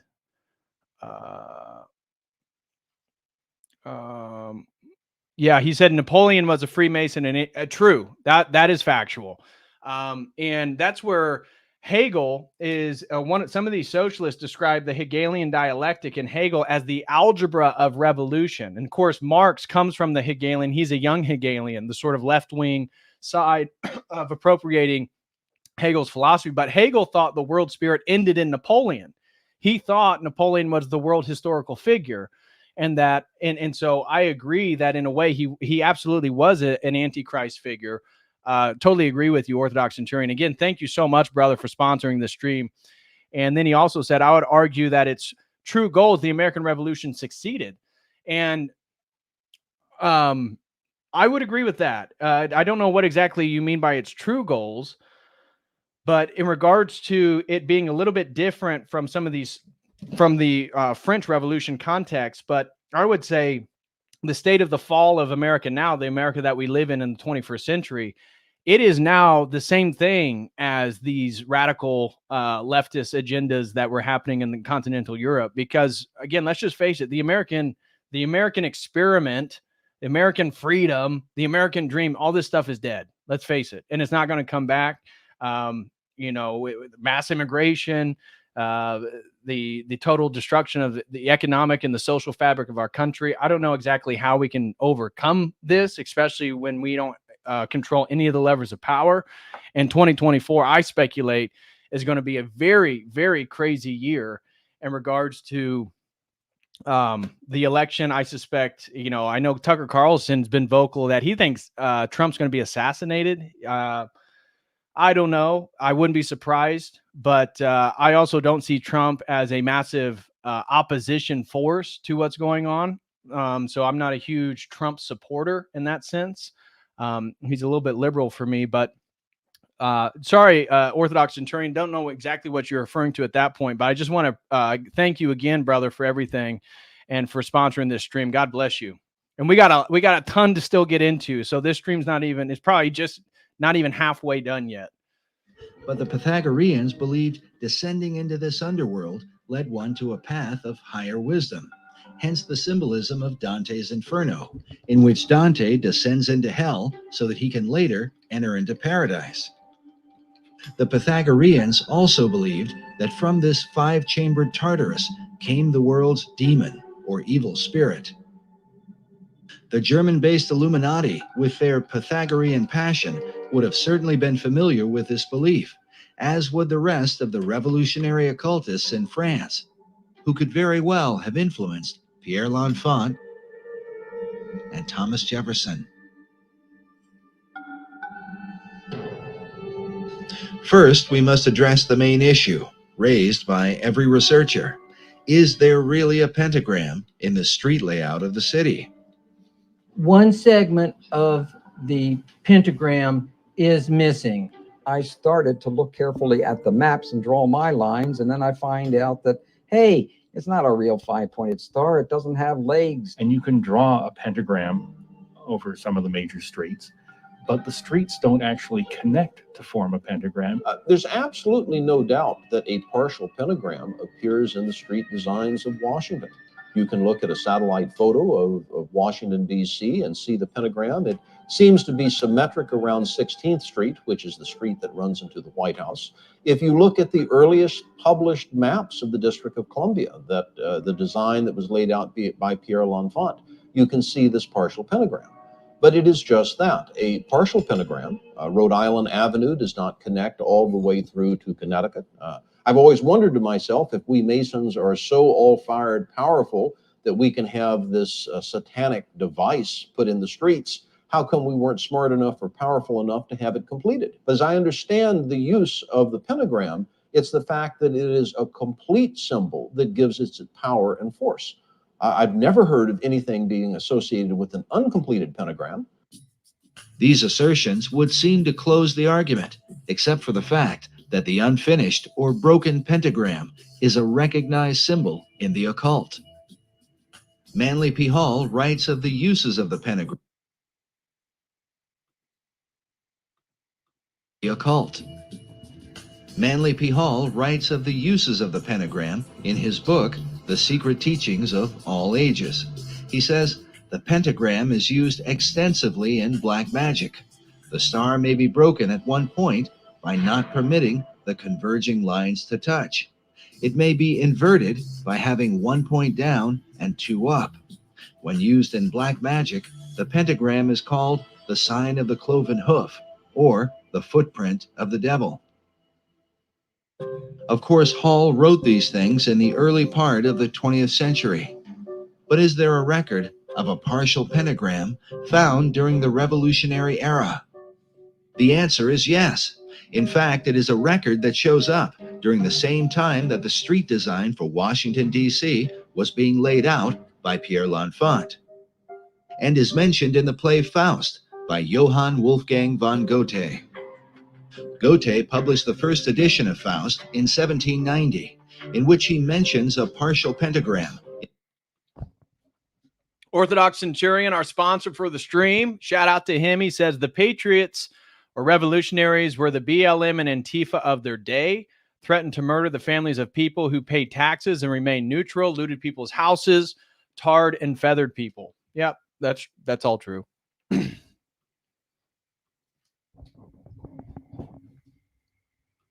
In the dialogue between Faust and Mephistopheles, the devil whom he has conjured. Mephistopheles says, "Let me go up. I cannot go away. A little hindrance bids me stay." To which Faust replies, "The pentagram? That's in your way? You son of hell, explain to me. If that stays you, how came you in today?" To which Mephistopheles says, "Observe it closely. It is not well made. One angle on the outer side of it is just a little open, as you see." While Goethe published his first edition of Faust in 1790, it was between 1791 and 1792 that Pierre L'Enfant drew up the initial street design for Washington, D.C. This might all be seen as a mere coincidence, if not for the fact that Johann Wolfgang von Goethe was not only a master mason, but also a famous member of the Bavarian Illuminati.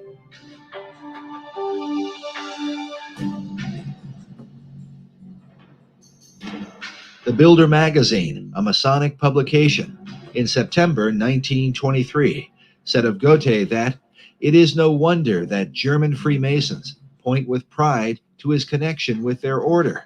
After he became a member in 1780, he accomplished no great work which did not ring in Masonic accord. He completed nothing which did not lead back to a Masonic origin.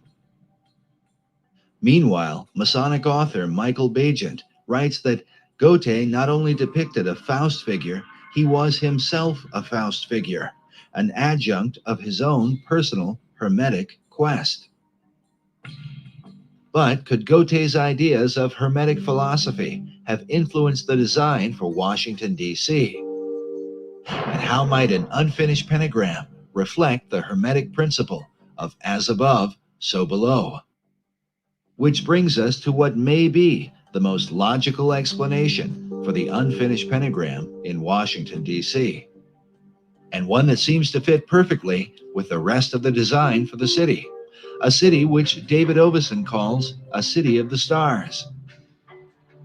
I have seen it suggested that the unfinished nature of the pentagram in Washington, D.C. bears a resemblance to the unfinished pentagram design that is seen in the motion of Venus. Of course, Venus has a lot of retrograde motion because it is between us and the sun. And in relation to the other stars, Venus, of course, moves around a lot, but it in effect draws against the backdrop a nearly complete pentagram. The cycles of Venus rotating around the sun happen over an 8-year period, during which Venus hits 5 points in the heavens, which form the outline of a pentagram. The female aspect of Venus is the celestial Virgin, which David Oveson argues was the chief inspiration for aligning Washington, D.C. with the stars. it would support his theory that there was an intentional astronomical relationship in the layout of the city. In fact, Oveson mentions this motion of Venus, relating it to the five-petaled flower, many of which appear throughout Washington, D.C., which represents a path of Venus as shown in this drawing from a well-known book on astronomy from the 18th century. Now, what about the broken pentagram? Most astrologers plot the 8-year course of Venus in relation to the zodiac, and their diagrams look like this. But according to Theosophic author David Pratt, this is not entirely correct. He says that while Venus produces a 5-pointed star or pentagram, there is a slight irregularity. For the pentagram is not completely closed, there being a difference of 2 days at the top, which could mean that the broken pentagram of Venus might look something like this.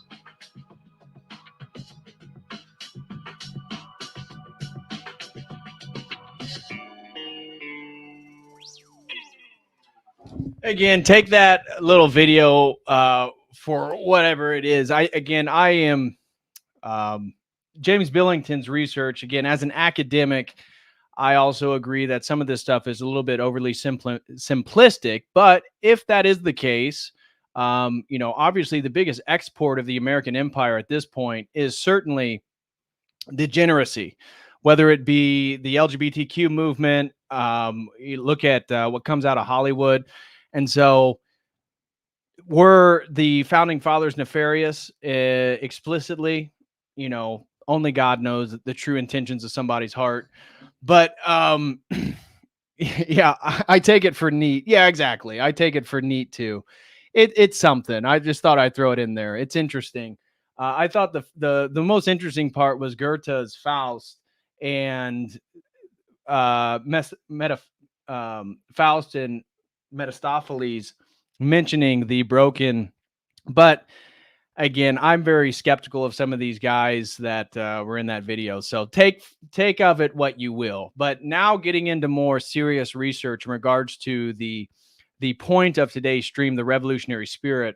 I want to begin here with Billington. This is in the introduction, page 4. So if you have this book, we're going to read these parts of the introduction because it gives a really great overview of the entire narrative of this book. But it's, again, like I said, 600 some pages. Can't read the whole book to you guys.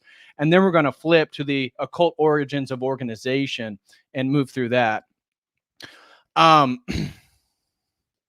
It's all theater to impress feeble minds. Probably. I agree with you, Caravaggio. We do have some super chats. Let me address those real quick before we get into the reading. We got a couple over on the Streamlabs. First one comes from Storm the Cat, throws in $10, says, hi. Well, hello, Storm the Cat. Thank you so much, brother, for the support. Really appreciate it. Appreciate all your support and appreciate this, the support from yesterday's clip video. Thank you so much. And then another one comes in from BMX 1966, throws in $10, says, great video. Christ is born, and absolutely glorify him. Christ is born. Merry Christmas to all the old calendar Orthodox. There it is. BMX 1966 in his $10 super chat. Christ is born. Glorify him.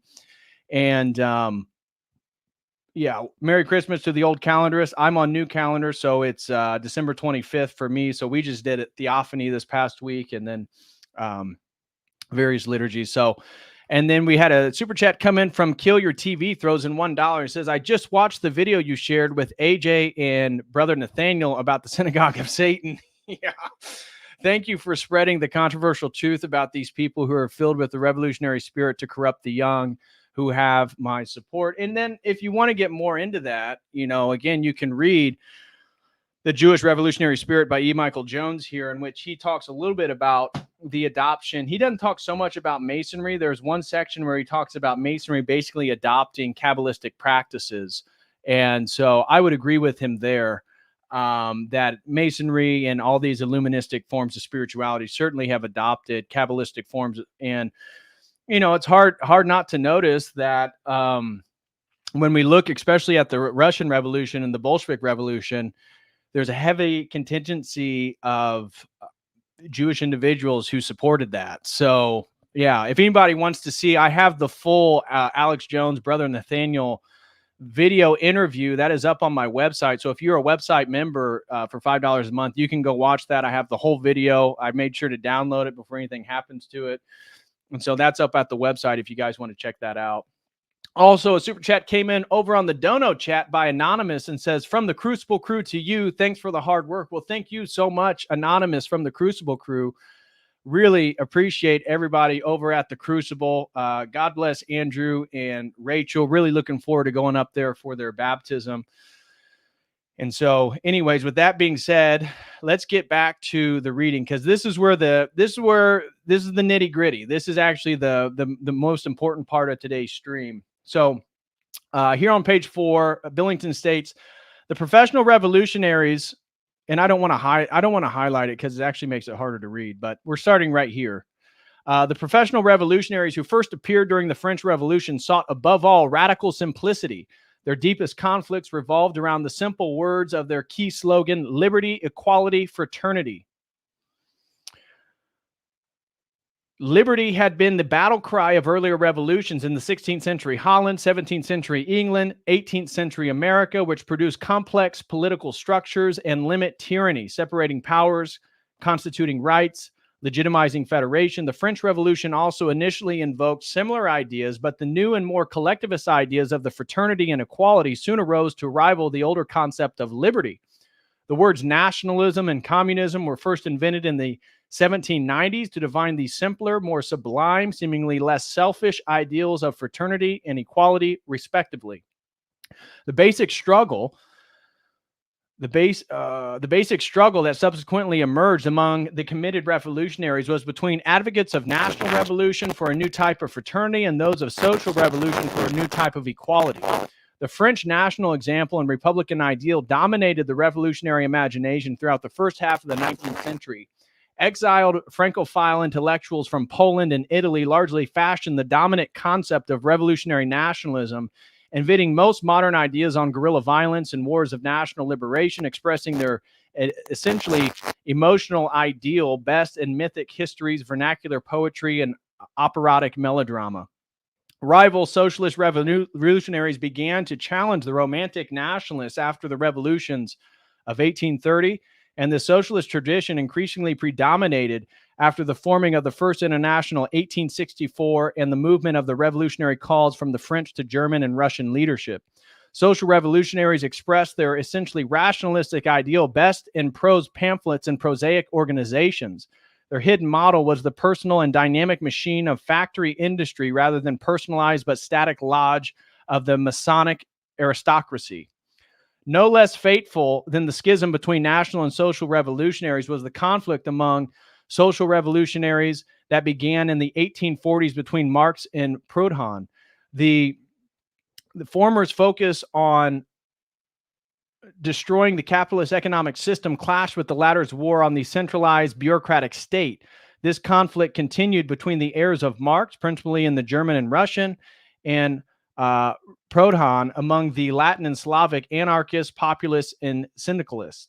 The word intelligentsia and the thirst for ideology migrated east from Poland to Russia and form a national and social revolutionary cause. Through the Russian student radicals of the 1860s who developed a new ascetic type of terrorism, Lenin drew both on his Russian tradition of violence and the German concepts of organization to create the Bolshevism that eventually brought the revolutionary tradition out of the wilderness and into power. The revolutionary faith developed in 19th century Europe only within those societies that had previously, one, legitimized ideological dissent by breaking with the medieval forms of religious authority, and two, modified monarchical power by accepting some of the organized political opposition. In Northern Europe and North America, where these conditions were met by Protestant and parliamentary conditions, the revolutionary faith attracted almost no indigenous adherents. Thus, the revolutionary tradition can be seen as a form of political ideological opposition that arose first against authoritarian Catholicism in France, Italy, and Poland, then against the religiously based autocracies in Lutheran Prussia, Orthodox Russia. The most dedicated and professional social revolutionaries from Marshall through Blanqui, Marx, and Bakunin to Lenin, come from such societies intended to become the rarest of all forms of true believer, a militant atheist.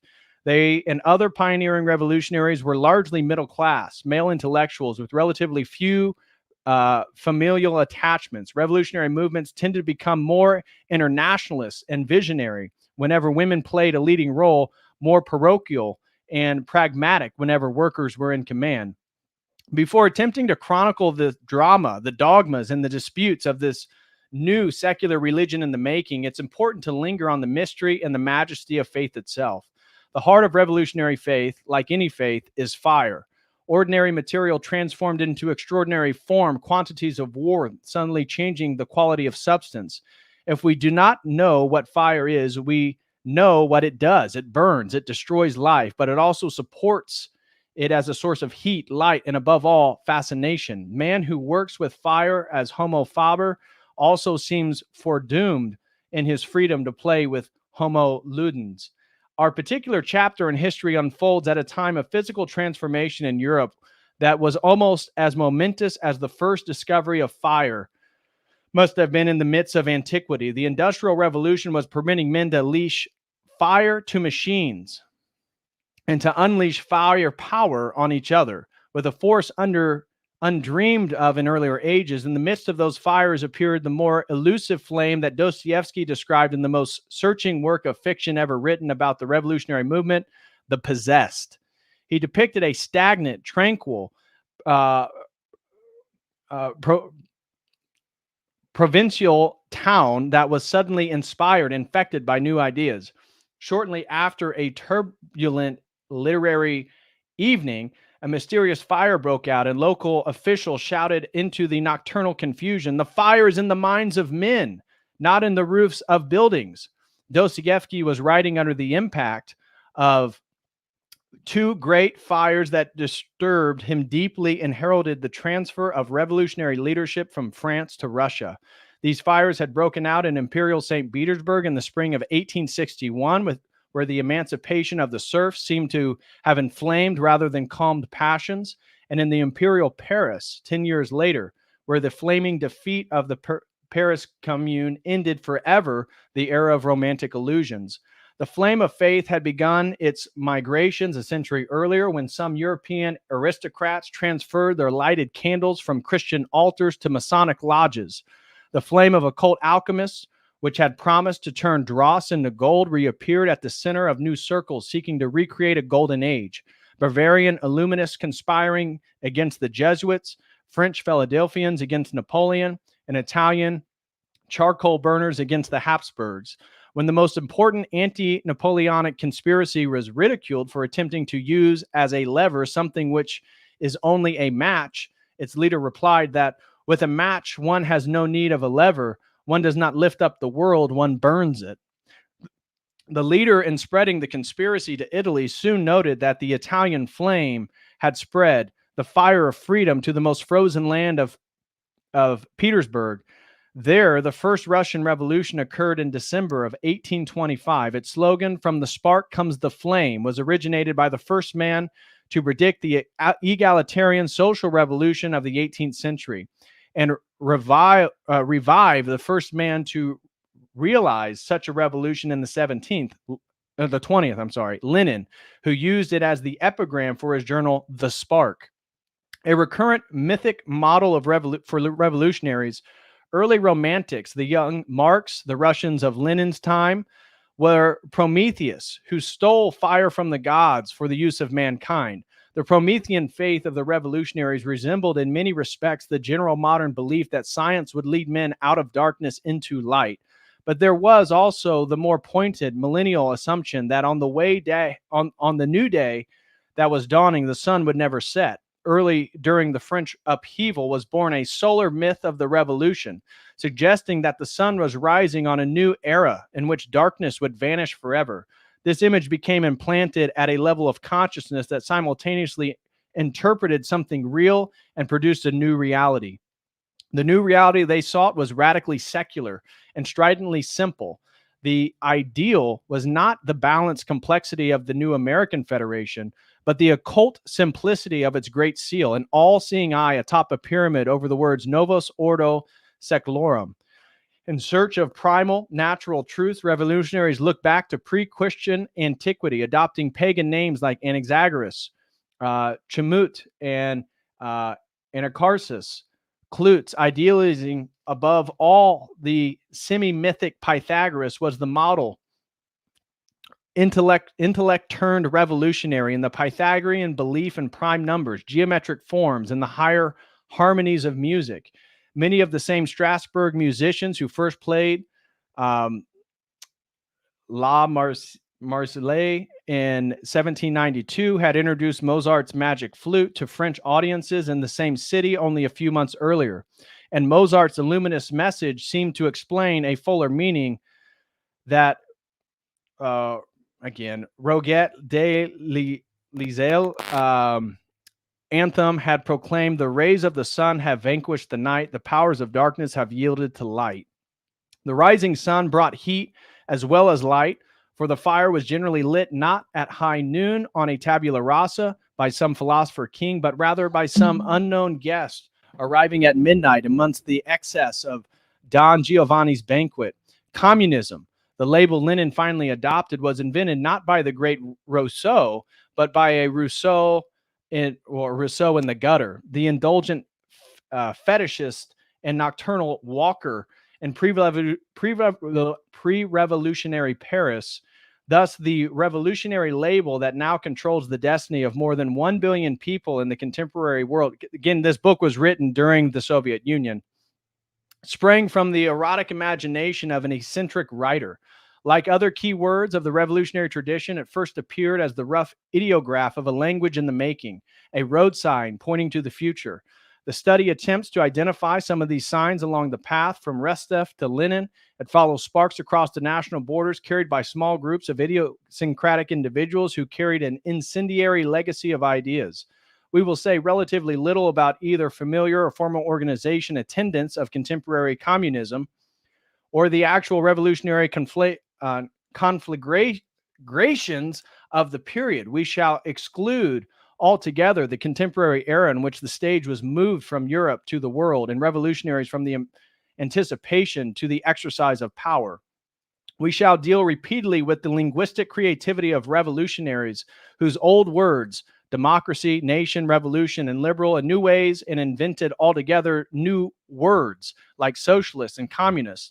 Their appealing new vocabulary was taken over for non-revolutionary usage, as in the adoption of Republican and Democrat for competing political parties in post-revolutionary America, or in conservative cooperation of nation, liberal, and even radical in the late 19th century Europe. Revolutionaries also originated other key phrases used by non-revolutionaries, social theorists in our own century: cybernetics, intelligentsia. And then I want to fast forward here to the revolutionary faith was built more on ideological innovators than by political leaders who held actual political power. During the original French Revolution was generally a provisional being, a creature of exceptional circumstance, not a professional of the revolution. Professionalism began later with a different kind of man, an intellectual who lacked political experience and saw in revolution an object of faith and a source of vocation, a channel for sublimated emotion and sublime ambition. If traditional religion is to be described as the opium of the people, the new revolutionary faith might well be called the amphetamine of the intellectuals. And so I want to move into the Freemasonry section. So let's see here. Command find.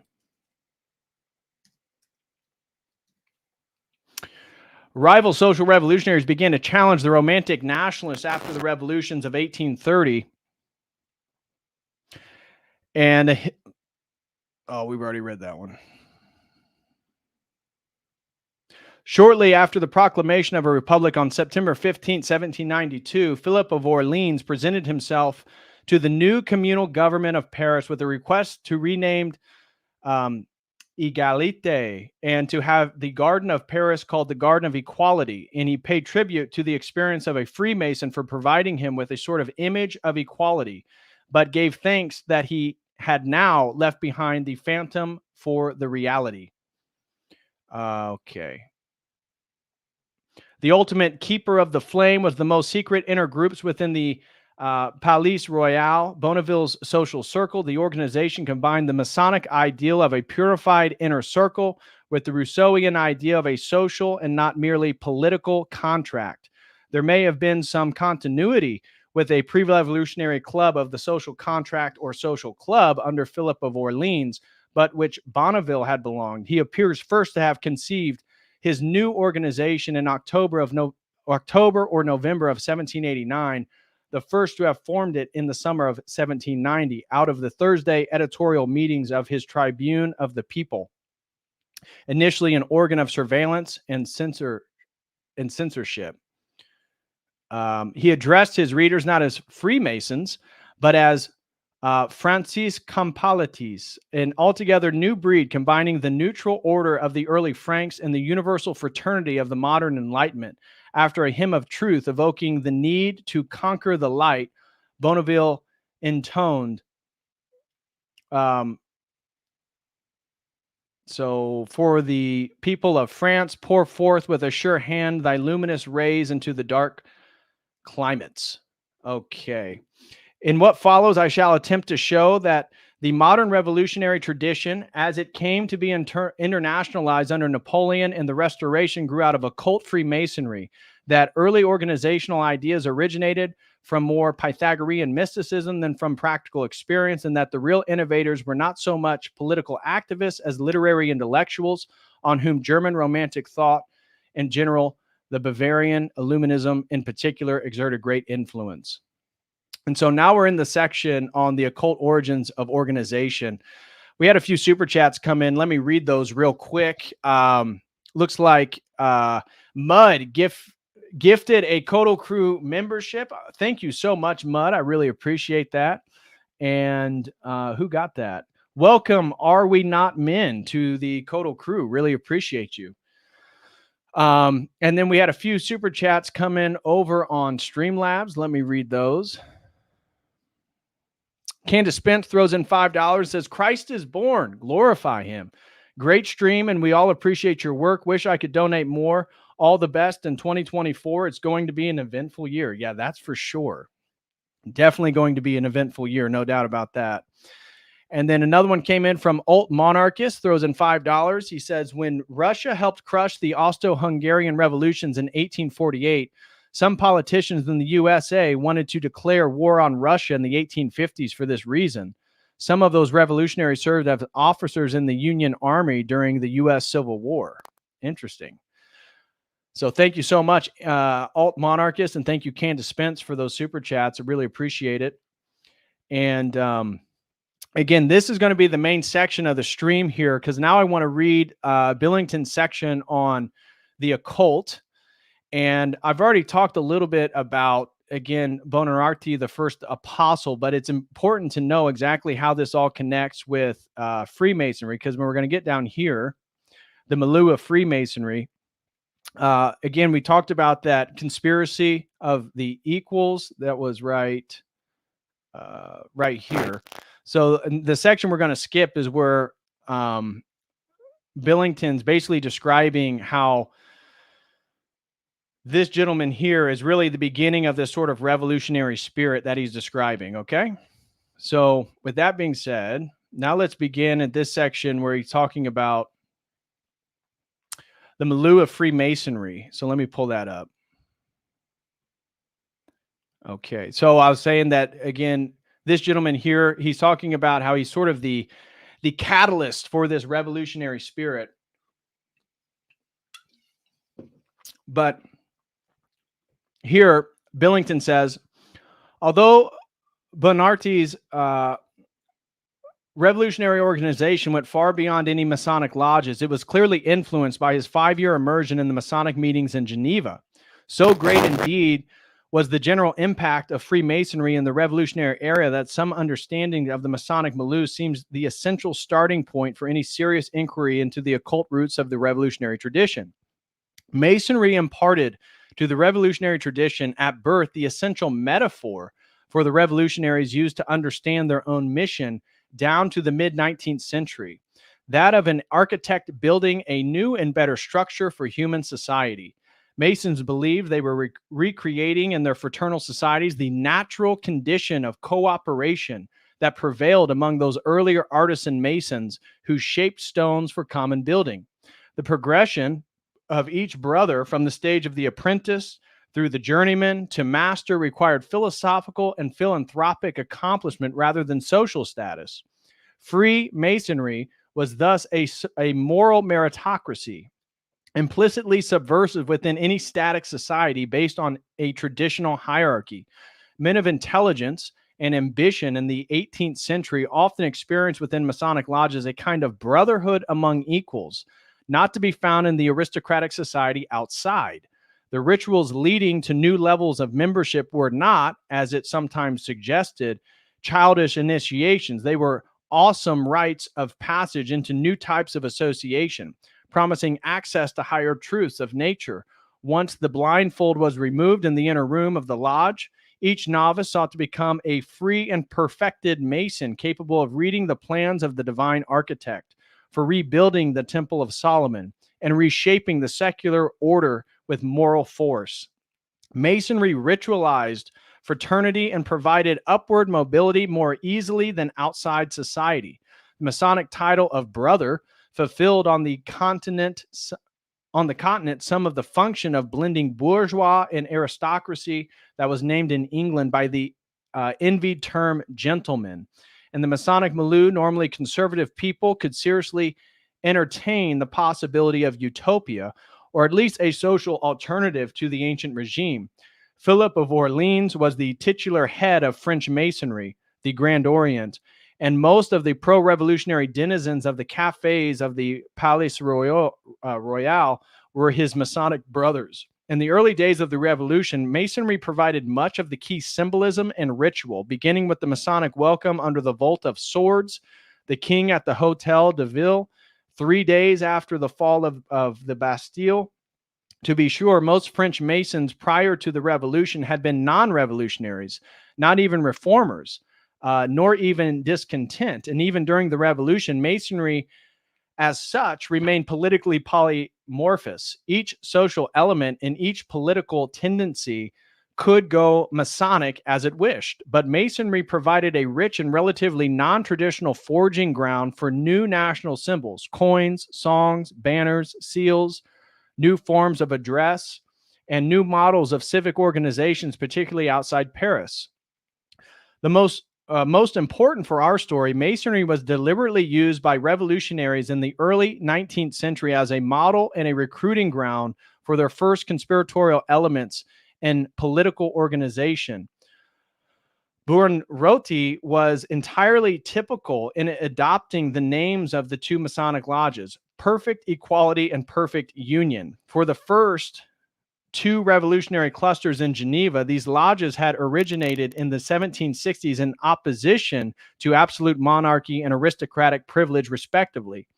Buonarroti drew up his first blueprint for the Sublime Perfect Masters during his active membership in 1806 to 1813 in the Lodge of Perfect Equality in Geneva, and defined perfect equality as its goal. The lodges of Perfect Union left their impact on the revolutionary organization, a union founded in 1813 through 1814 in Grenoble during the Buonarroti's visit during his future collaborator, Joseph Ray. And so now it gets into the Illuminati and Illuminism spirituality, generally speaking, here in this section. The Illuminist model. If Freemasonry provided a general milieu of symbolic vocabulary for revolutionary organization, it was Illuminism that provided its basic structural model. Oh, and before we get into this, I wanted to highlight this. So I was looking for connections of Lenin, all right? Because again, Orthodox Centurion wanted me to look at Masonic influence. And so I was looking for any connection of Lenin to Masonry. And this is one of the few that I could find. Now, again, I know that Bolshevism, once it took over Russia, shut down the Masonic lodges. But he's talking, this is coming from, again, a paper on, this is like a blog post. So again, I don't know the accuracy of this. It's really hard to know any of the specifics regarding Masonry unless you're a Mason. But regarding some of the figures at hand here, where is Lenin?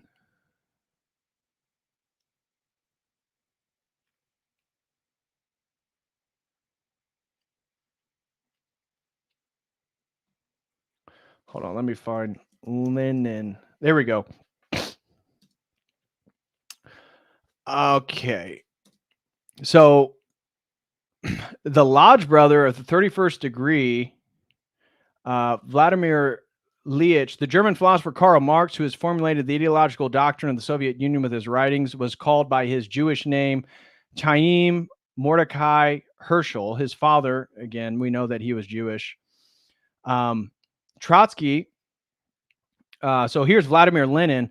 This article claims he was a lodge brother, again, back to the French lodges, right? So what we're looking at with Billington, he's talking about how unique Masonry was within the French context due to this revolutionary spirit. And so I couldn't find any Masonic claiming of Lenin or Marx, but this article claims that he was inducted into one of these, arguably, if you're a Mason, you'd call it a clandestine group that maybe broke off.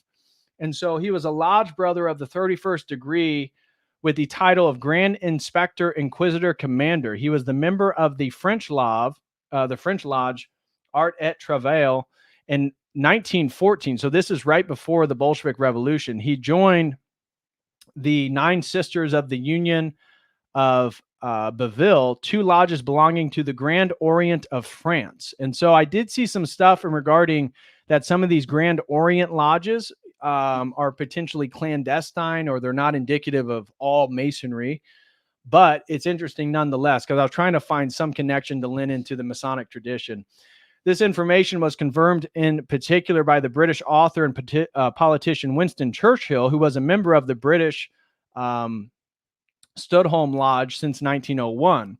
Of course, Trotsky had already thoroughly studied Freemasonry in 1898 when he was in jail in Odessa because of his labor union activities. Like Lenin, he was a member of the French Lodge, the same French Lodge, in 1916, so a year before the Revolution. He was educated in the revolutionary techniques in the French Lodge. In January of 1917, he also became a member of the powerful Jewish Lodge, B'nai B'rith, which isn't exactly a Masonic lodge. It's more of a sort of Jewish society, which financed the return to Russia in the spring of that year of the Memphis Mizraim Lodge, which was led by the Italian nationalist Giuseppe Garibaldi. Finally, he was also a member of the Shriner Lodge, an order based in Florida, which only accepts members of the 32nd degree. In 1919, Trotsky reached the 33rd and highest level on the occasion of a reception of the Lodge brothers from abroad in Moscow. So, again, I'll let you guys come to your own conclusions on there. That's one of the few connections I could find with Lenin and Trotsky back to any sort of Masonic lodge. But anyways, now back to Billington, talking about the Illuminism of the German, Illuminati, essentially, by Adam Weishaupt. If Freemasonry provided a general milieu of symbolic vocabulary for a revolutionary organization, it was Illuminism that provided its basic structural model. The organizational plan that Buonarroti distilled from 2 decades of revolutionary experience in Geneva and basically remained faithful for the rest of his life was simply lifted from the Bavarian Order of Illuminists. This radical and secular occultist movement was organized on 3 levels in a secret hierarchy: Church Synod and Areopagate. Buonarroti's revolutionary version of this structure defined the church as the local cell headed by a sage who was alone linked with regional synod. The members of each synod, the sublime elect, were headed by a territorial deacon who supervised the activities of all churches in the region. The highest Areopagite grade was called the Great Firmament, sent out of its own mobile deacons to control the synods and supervise propaganda and agitation. It may well trace in some detail the nature and the impact of this baffling movement because its influence was far from negligible and has been as neglected in recent times as it was exaggerated in an earlier era. The Order of Illuminists was founded on May 1st, 1776 by a professor of canon law at the University of Ingolstadt in Bavaria, Adam Weishaupt, and 4 associates. The order was secret and hierarchical, modeled on the Jesuits, whose long domination of Bavarian education ended with their abolition by the papacy in 1773, and dedicated to Weishaupt's Rousseauian vision of leading all humanity to a new moral perfection, freed from all established religious and political authority. Weishaupt did not so much invite intellectuals to join his new pedagogical elite as taunt them to do so. He radiated contempt for men of the Enlightenment who go into ecstasies over antiquity, but are themselves unable to do anything, and insisted that what is missing is the force to put into practice what has long been affirmed by our minds.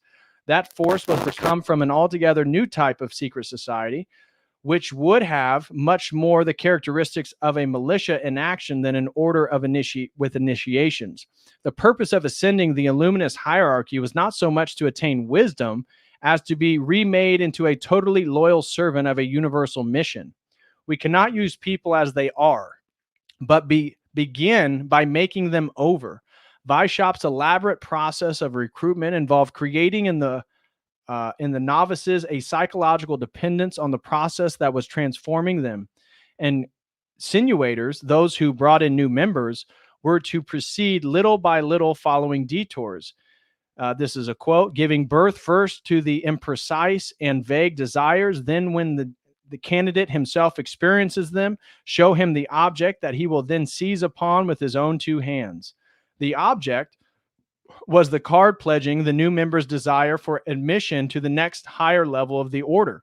At this point, the eagerness of the insinuator became the superior and made it difficult for the newcomer to enter into the next circle.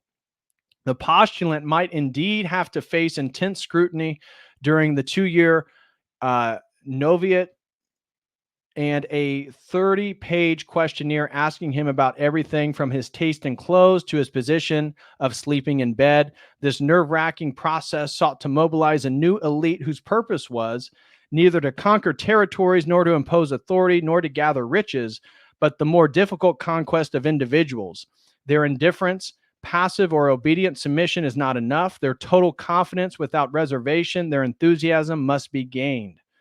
The revolutionaries' primitive vision of the world as a dualistic struggle between forces of darkness and of light may originate in the neo-Manichaean view of Weishaupt's followers that their elect group of illuminated ones was engaged in struggle with the sons of darkness, their categorical name of all outside the order.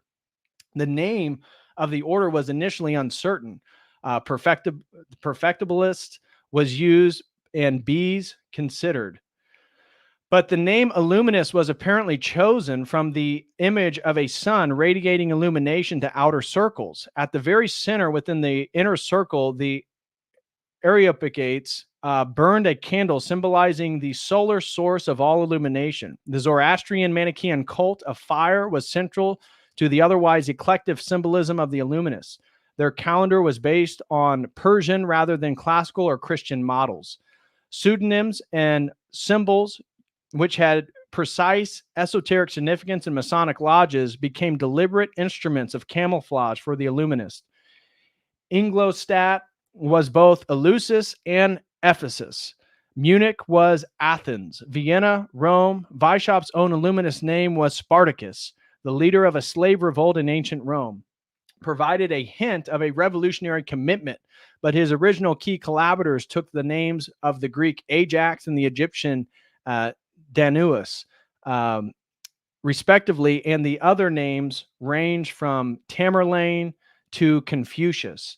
The Illuminists attempted to use the ferment and confusion of the Freemasonry for their own ends. Weishaupt joined a Masonic lodge in Munich in 1777 and attempted to recruit commandos, groups of followers, from within the lodges of the Bavarian capital.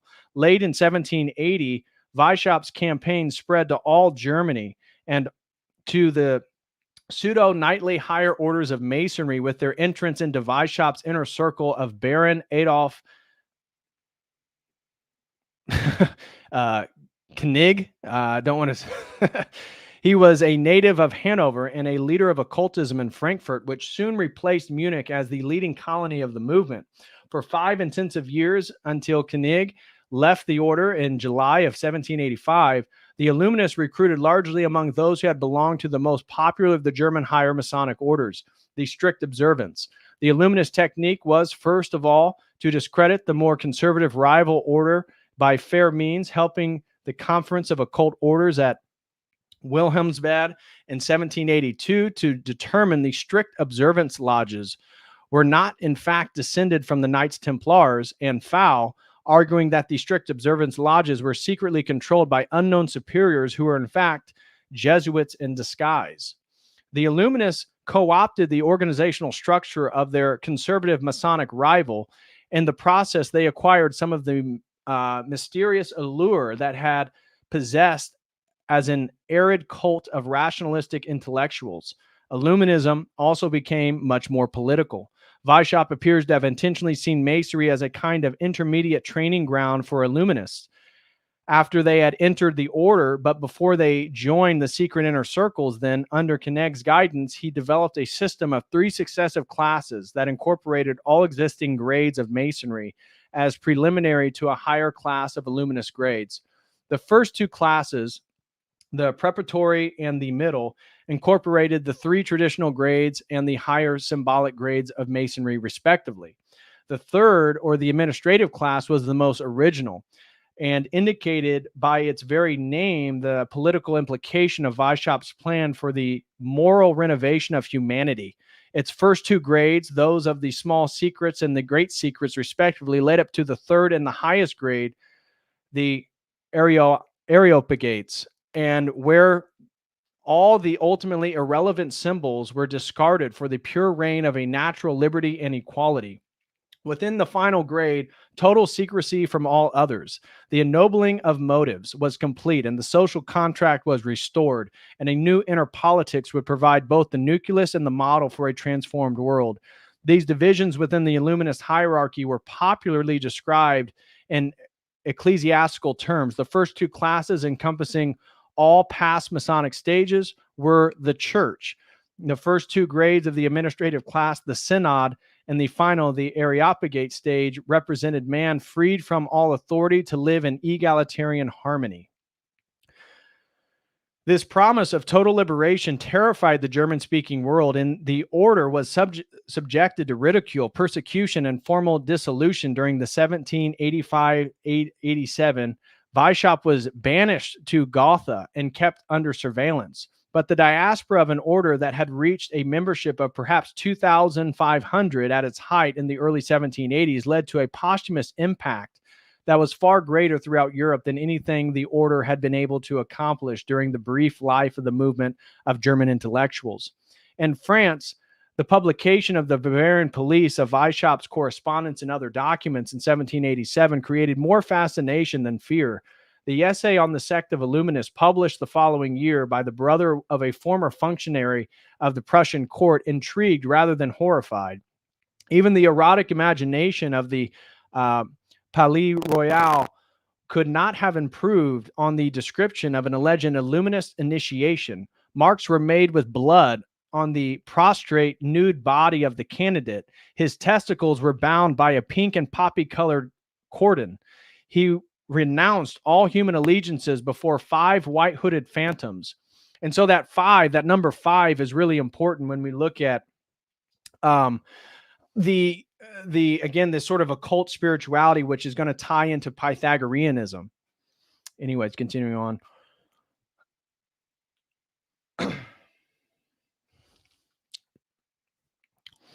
5 white-hooded phantoms with bloody banners after a colossal figure appeared through a fire. Finally, the bands and marks were removed, and he was accepted into a higher order by drinking blood before 7 black candles. The decisive book in popularizing the Illuminist idea was Count Mirabeau's The Prussian Monarchy under Frederick the Great, which also appeared in 1788, written in large part by a former Illuminist, Jacob Mulvion. Mirabeau's work distinguished rationalistic Illuminists from mystical occultists, hailing the former as leaders of a movement, the great aim of which was the improvement of the peasant system of governments and legislations. Mirabeau took much of his new totalistic concept of the revolution directly from Illuminist models. He also certainly transmitted something of his ideal to his influential protege, Camille Desmoulins and Etienne Dumont, the friend and the protector of Thomas Paine in London, who served successfully in his personal secretary. Nicolas Bonneville was, however, a decisive channel for Illuminist influence. He was converted to Illuminist ideas during the first of 2 visits to Paris in June of 1787 by Weishaupt's leading associate in the final political stage of Illuminism, Christian Bode, a friend of Lessing who had come to win Frenchmen away from their own drift into conservative occultism. Bode apparently converted the German-speaking Bonneville, then working as a lawyer for the Parliament, to a faith that combined Illuminist symbols and radical ideas of a popular sovereignty. Bonneville immediately began his unsuccessful attempt to convert Condorcet to the more attractive faith, hailing the imminent coming of the People King, the liberating flame of the world, foreseen by the sage Rousseau. Bonneville saw popular liberation as a kind of blindfolded mass entry into an Illuminist sanctuary. Take away from the people the bandage that covers their eyes, place the hand of the people on the veil, it will soon be torn aside. Accused by contemporaries of making the title of citizen a grade of Illuminism, Bonneville argued in Illuminist terms that the integral man is God, and that the form of the center of the circle there will emanate a circle of light, which will uncover for us that which has been hidden in the symbolic chaos of Masonic initiations or innovations. In his massive study in 1788, the Jesuit driven from Freemasonry, Bonneville developed the basic idea of Weishaupt and Bode that Masonry had been infiltrated by Jesuits who had to be driven out by some new order opposed to tyrants and priests.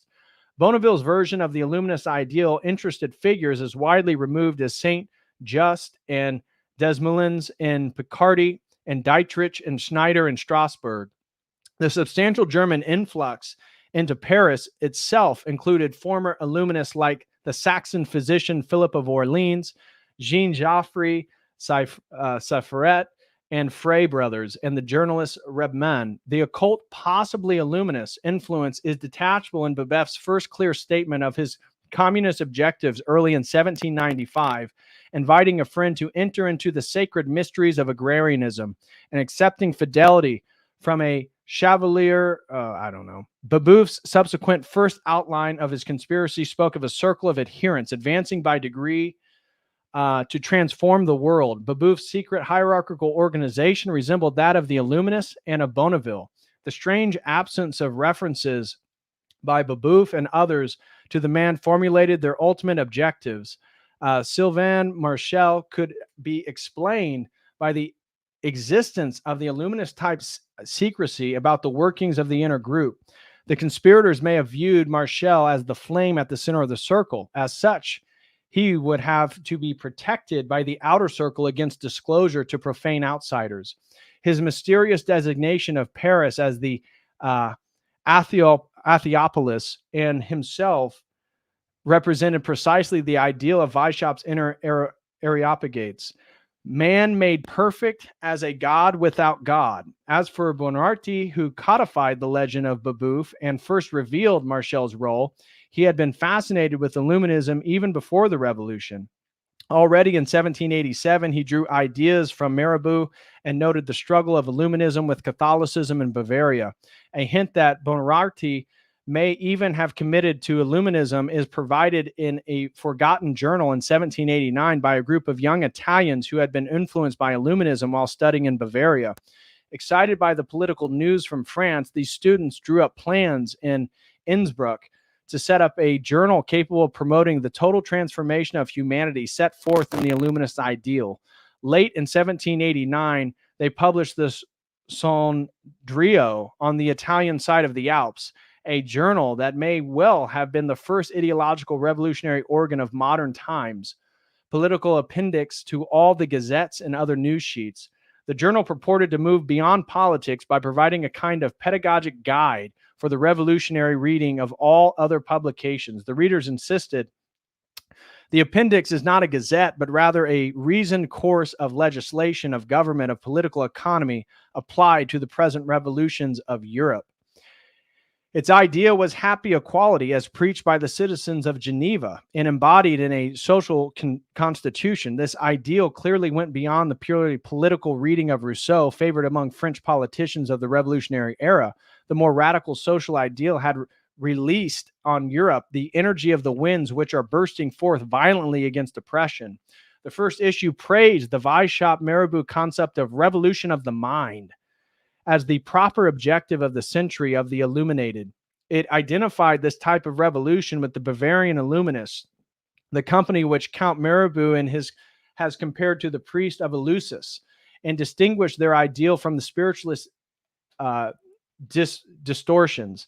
The editor followed the Illuminist practice of adopting a pretentious pseudonym, Lazzaro Jonah, suggesting perhaps that Lazarus, Jonah, in the return of truth from death, and hailed as a friend Abraham Levi Solomon, the recorder, as the Patriotic Journal of Corsica. A footnote identified this figure as the Cavalier Buonarroti, a man of spirit.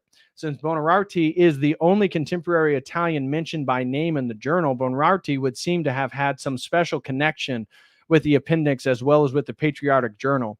The first revolutionary journal in Italian, which he launched soon after being banished to Corsica in October of 1789. Certainly there is a stylistic and substantive continuity between Buonarroti's Journal Politique of 1787 and the short-lived appendix in the Patriotic Journal. The second and final number of the appendixes spoke of a forthcoming special issue that would provide a political course on the revolution in France and the affairs of other powers. But the issue never appeared, and Buonarroti soon immersed himself in revolutionary activity within France. Gioacchino Prati, a young student from Tarantino, who later became one of Buonarroti's closest collaborators, traced the Illuminist connection that he and Buonarroti's first revolutionary organization of the Sublime Perfect Masters was instituted during the first French Revolution and was composed of 4 concentric circles, each with its own secret profession of faith. The outer circle was designed to attract a large mass of liberals who, like the radicals, strive for universal suffrage and popular institutions. Inside was a secret and second circle composed of staunch Democrats. The final inner circle was unknown to the others and pledged the absolute egalitarianism. Whether or not Buonarroti was in effect propagating an Illuminist program during his revolutionary activity in the 1790s, he had clearly internalized a number of Illuminist ideas well before the massive borrowing of his revolutionary blueprint of 1810 and 11. He had adopted the Illuminist pretension of recovering a natural religion known only to the illuminated sects in the past. He saw himself as reintegrating in its ancient forms the religion of nature, reason, by reviving the legacy of a bizarre genealogy, the Persians of Cyrus, the initiators of the Egyptian priests, and the holy Hermenad of Spain, the apostolate of Jesus, the Anabaptists, and above all, the Jesuit order. He followed Weishaupt and Bonneville in attaching special importance to the Jesuits, whom he sought both to imitate and to liquidate. His secret ideal was from the beginning to accord to Perotti the egalitarian Illuminist one of breaking down all marks of private property. Okay. And this is the last here. Such borrowing from Illuminism seems substantial enough to challenge the long accepted judgment of the leading student of the subject that after 1790, Illuminism, having disappeared from history, lived only on in legend, and there seemed to be good reason to believe that Illuminist influence was not so much a legend as in perfectly perceived reality.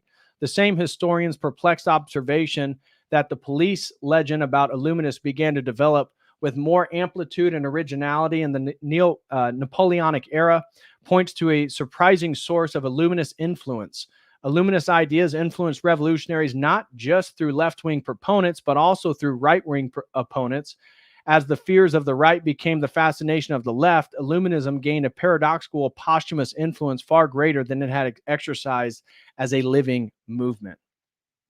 Okay, so Mason. I need to take just a breather here for a second. Guys, smash that like for everybody who's still here. Appreciate all you guys. Let me just check if there's any super chats. We got $5 that came in by RoboLam. He said, just to support the stream and to let you know, you might have a few Talmud skeptics in the chat. Big time bigots. Thank you, RoboLam, for the $5 super chat. I really appreciate that.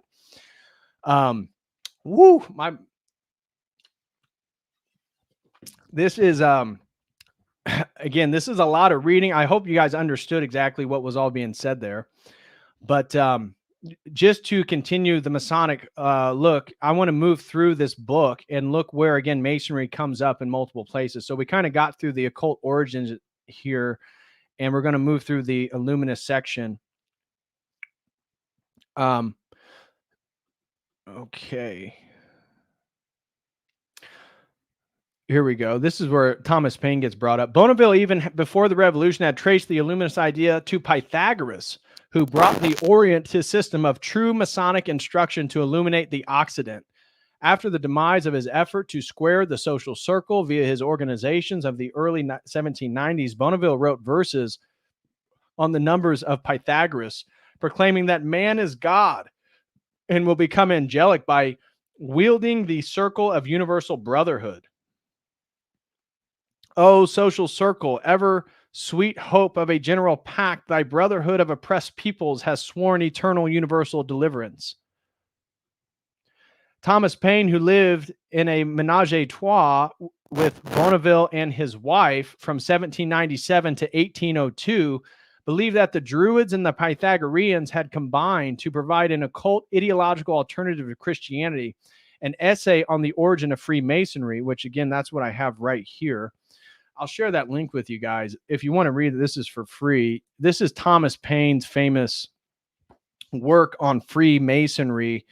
And it says some interesting stuff. Like,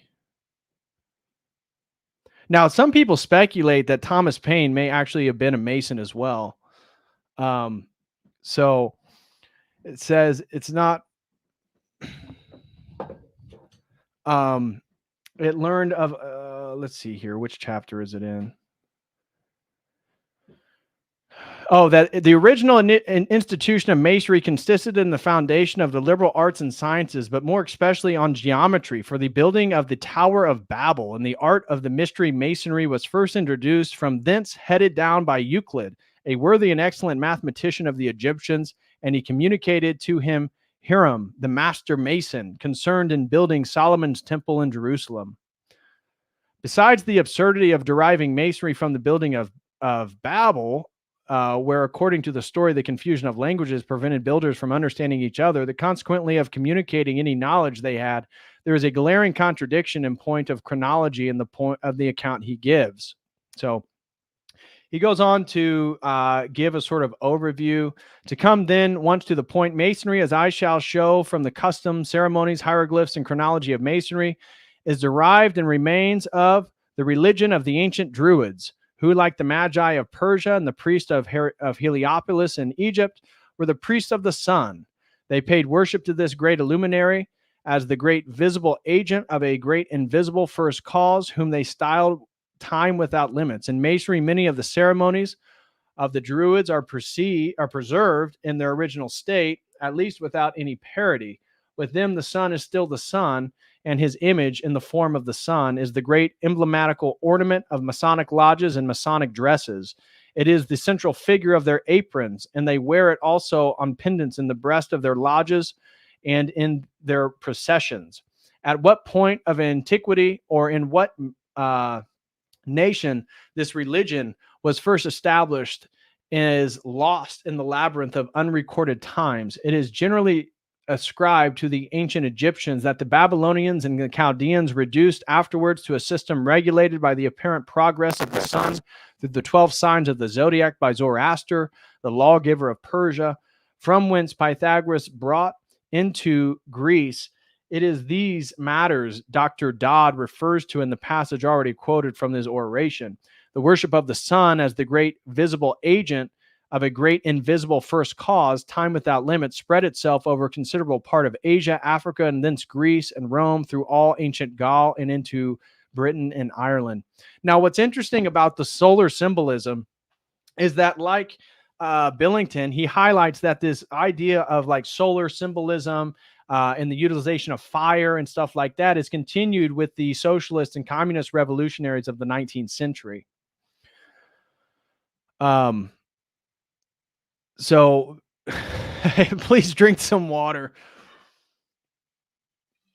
I appreciate it. We got a super chat that came in. Let me check it out. It comes from Frankie D. Shout out to Frankie D. He says, "Hey bro, just popping in. Love the pop in. This seems like it's the same vein as the video Father Hears did recently covering Orthodox survival guide. He kind of traces the degradation of Western man back to the Dictatus Papae. Highly recommended watching if you can." Yeah, I may pull that up. Does Father Hears have something on Masonry?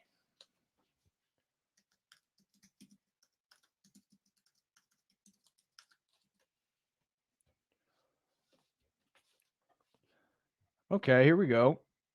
Yeah, we can pull that up real quick. Let me see. Let me pull that up. Thanks, Frankie D, for the recommendation. Let me add that to what we're looking at here. Okay. And so let's check out what Father Peter Hears has to say about Freemasonry and its satanic Gnosticism.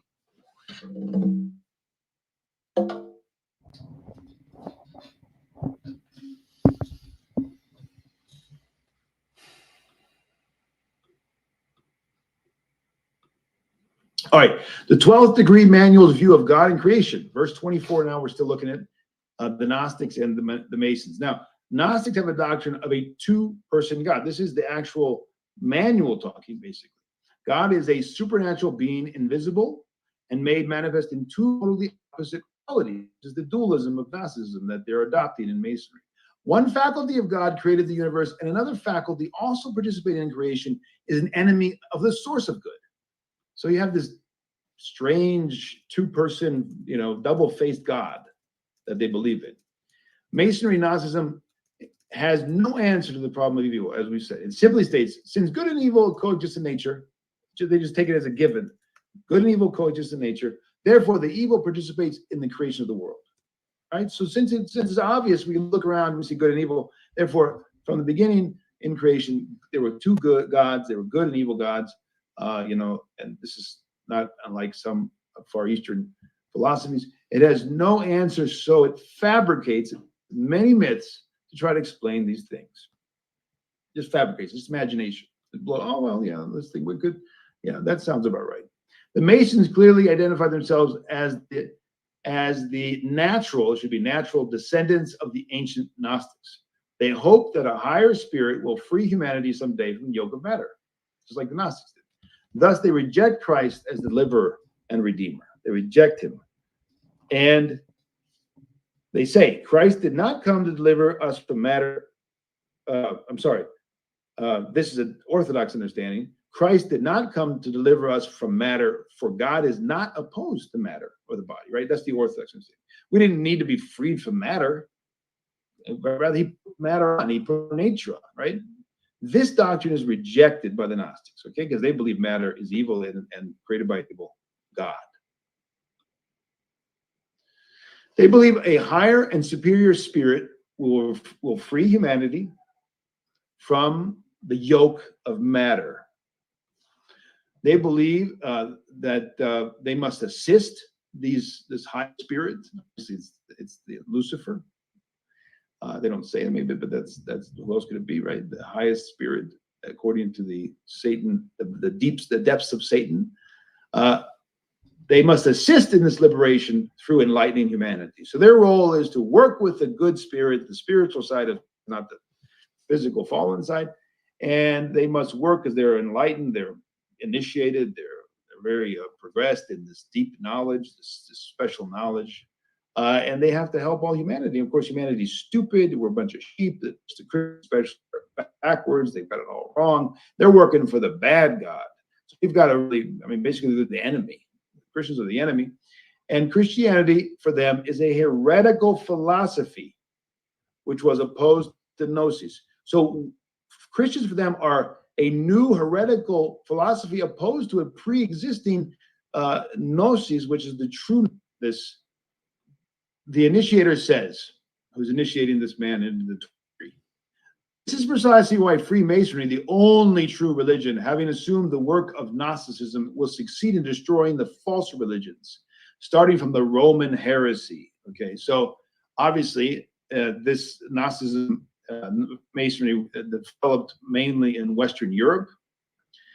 And so the main enemy and the main representative for them of the Christian experience was Catholicism. It was the papal Protestants. So their main aim was, we have to destroy the papal Protestants. Now, when they saw Orthodoxy come out from under the rubble of the Ottoman Empire, for the most part. I mean, obviously, there was the Russian Empire as well.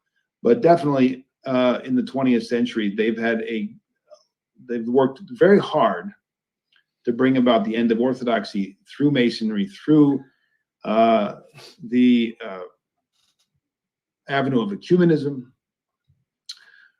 through high-ranking Masons like Meletios Metexachis, Patriarch of Constantinople, or many others, unfortunately, in the higher echelon, Patriarch of Pythagoras, well-known Mason, and many others since then. And so, unfortunately, they've done a pretty good job in the 20th century catching up. But they started long ago with Catholicism. If you go back into the 1860s, 70s, and 80s, you'll see that there was a robust war going on between the Pope of Rome and Masonry. And there was a lot of texts and things written against Masonry then. Many trad papal Protestants today will tell you that Masonry has taken over in Rome. They've succeeded since Vatican II. There'll be a good portion of trad, those who believe the See of Rome is no longer, or there's no Pope in the seat, and all these. Okay, well, we're going to get back to again the stuff that I had planned. So here's an article on the Masonic influence on the Declaration of Independence. Again, the public is sometimes mystified by the ambiguous symbolism used by Freemasons, including the 9-point stars, the Egyptian all-seeing eye, and the two-headed eagles. But Masons are generally open to the principles that guide their organization. Of course, this is a Masonic site, so I take it with a grain of salt, depending on how you look at it. After Congress debated and revised the Declaration of Independence, the final document became a list of grievances for acts contrary to the principles held sacred by Masons, as well as all other men who signed the document. These grievances included the suffering of American citizens in the hands of the British soldiers, yada, yada, yada. Brotherhood is primarily valued and held by the Masons, although African-American men developed a separate lodge in the 18th century. Okay. Members of the Freemasons must conduct themselves with duty and honor. The Declaration described the English king as a tyrant because he persecuted the states who petitioned for redress. Yeah. So anyways, let's see here. Now, this was an interesting article I found looking at, looks like Frankie D sending in some super chats. Let's check those out real quick. Frankie D throws in a $10 super chat. He says, apologies. It's hard to convey longer form thought within the character limit, I was looking at the title about the revolutionary spirit, and it kind of reminded me of his most recent hour video. Oh, I thought you were saying that he had a great video on Freemasonry. After the revolution of Rome, each successive Christian. I got you, Frankie D. I totally took it as you were saying that Father Peter Hears had a great video on Freemasonry. He then threw in another $5 super chat and said, sought to improve upon Christianity and had its constitutional revelation. Since then, common thread of mankind trying to revolt against God. Agreed. I think we see this theme repeating, whether with Judaism, papal Protestantism, Masonry, etc. Yep, I totally agree with that. Now, this was an article on communism and Freemasonry. This is Marxist.org, so this is communist, and it talks a little bit about Masonry and Masonic affiliation of communists is nothing but a spiritual servility of individual pseudo-revolutionaries before the petty bourgeois and consequently before the big bourgeois. Both the League and the Masonic lodges have always been the arena for political coalition of socialists and with bourgeois radicals. And this coalition of socialists, of course, do not act as representatives of the working class, but as individuals. But the importance of the individual society or socialists of the lodges is determined not by the weight of their individual virtues, but by political weight they possess among the working class.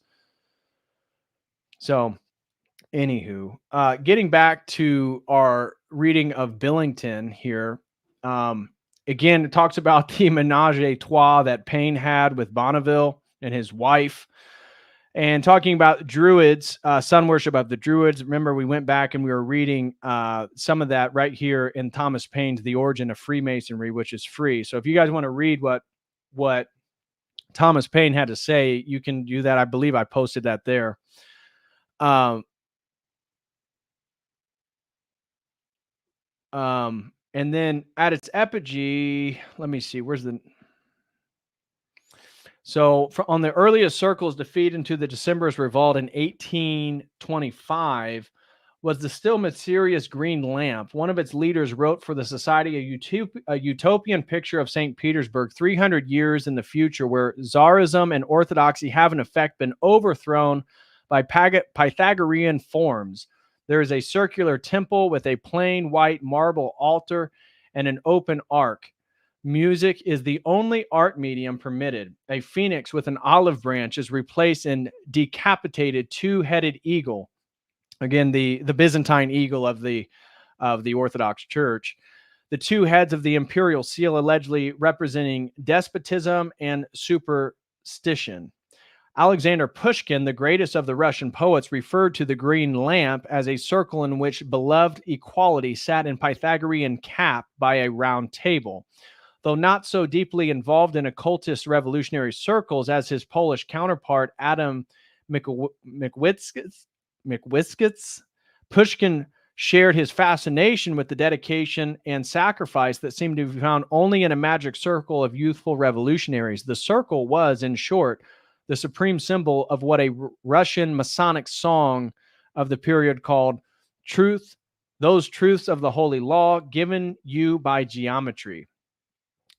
And so this one now then goes further into, again, the utilization of Pythagoras and this sort of revolutionary spirit. Seeking some secure way to enlist those outside the inner circles, revolutionaries found inspiration in another key Pythagorean symbol and triangle. If the circle suggested the objective, the egalitarian perfection of nature, the triangle suggested the way to get there. The triangle was a symbol for all Masons, had particular meaning for Pythagoreans, and the simplest means of enclosing a surface with straight lines. The triangle expressed harmonic relationships such as those of the Pythagorean theorem and became a key symbol in revolutionary iconography. The revolutionary trilogy, liberty, equality, and fraternity, and the tricolor red, white, and blue, each adorned one side of the omnipresent triangle on seals and stamps. Pythagorean occultism gave added importance to the symbol. Franz von Baader, influential on the Pythagorean square in nature in 1798, suggested that the three elements of nature, fire, water, and earth, had to be energized by an all-emanating principle, point of sunrise, represented as a dot in the center of an equilateral triangle. Any letter, symbol, or maxim that a revolutionary group wished to venerate specifically was given the central place of occult authority within the inevitable triangle seal. Under assumed name Camille, Buonarroti joined the mildly pro-Republican Masonic Lodge of Sincere Friends in Geneva in order to recruit revolutionary. Oh, we're already past that.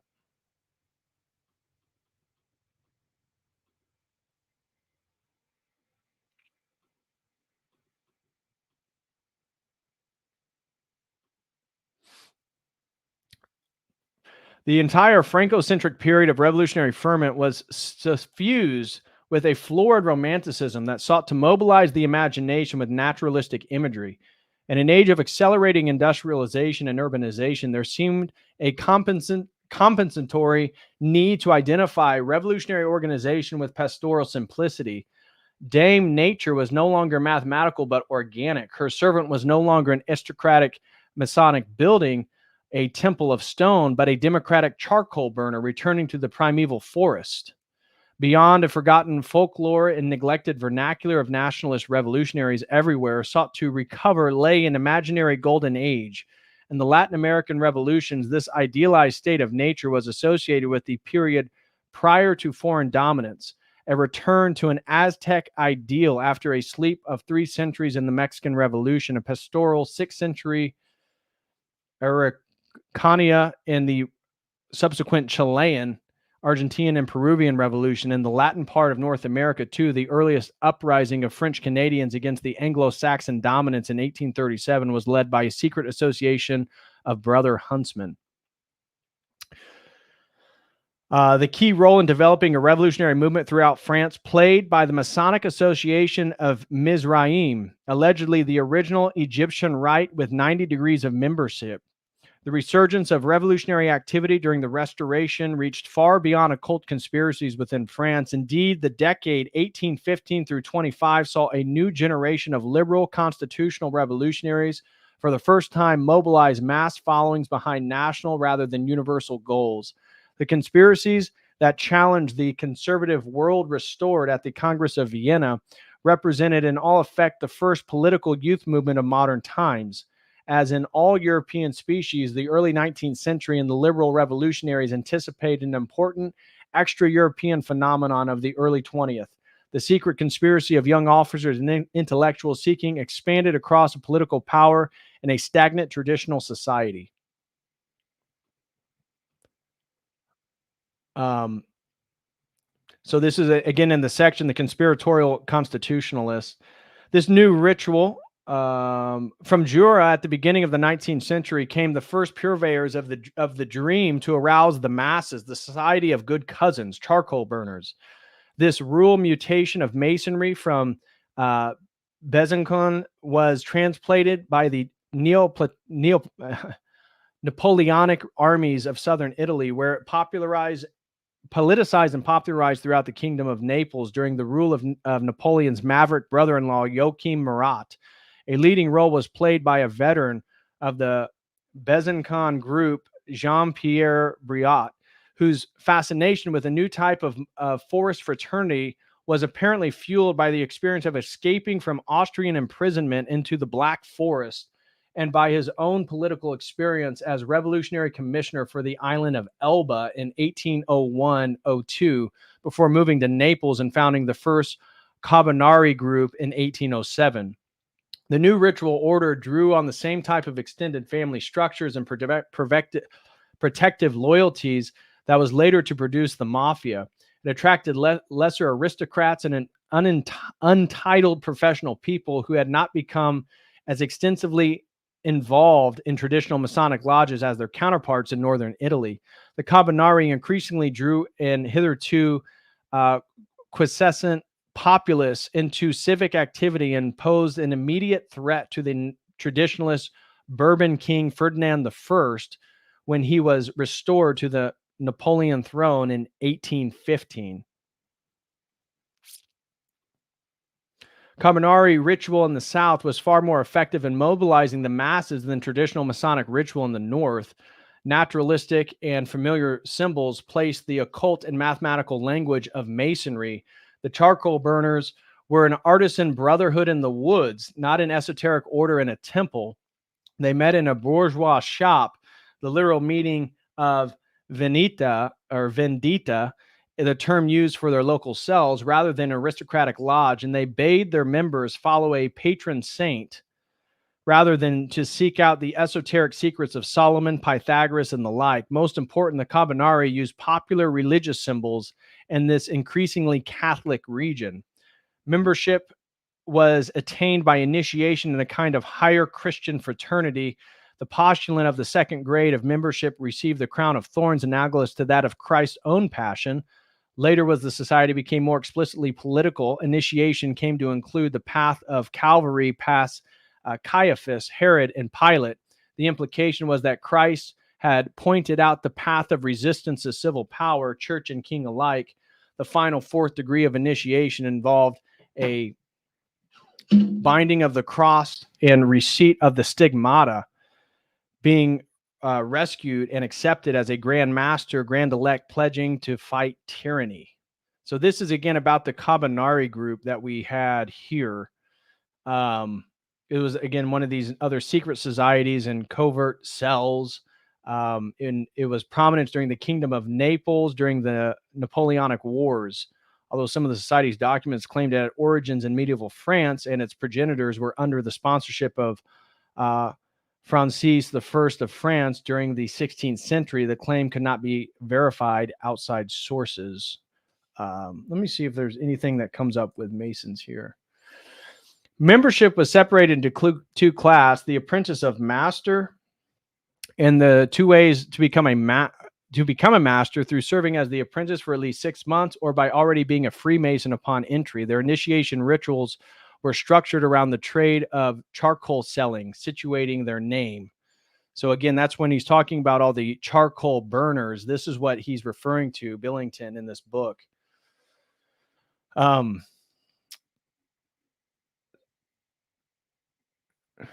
Okay.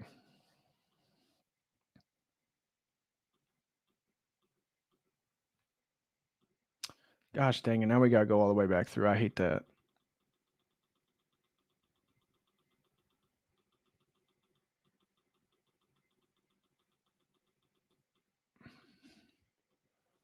Okay. In February 1866, Ray reformed his native Grenoble, the first French society for the Restoration period of the Union Liberale. It appears to have had both international inspiration and ambitions, disguising its statues for an exact form of the Boston Gazette in 1796.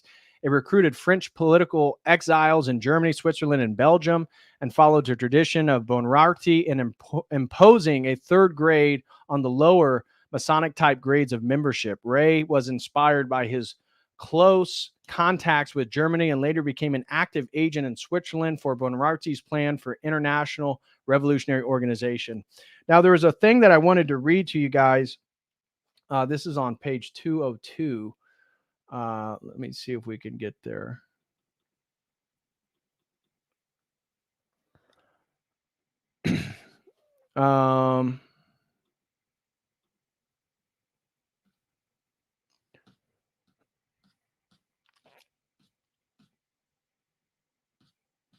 So he talks about why societies without revolutions to the same degree that continental Russia said. So this is the Hegelian section. This is where they talk about Hegel's influence on these revolutionary ideas and how obviously Hegel himself had very weird spiritual ideas about his dialectic, was not a biblical Christian.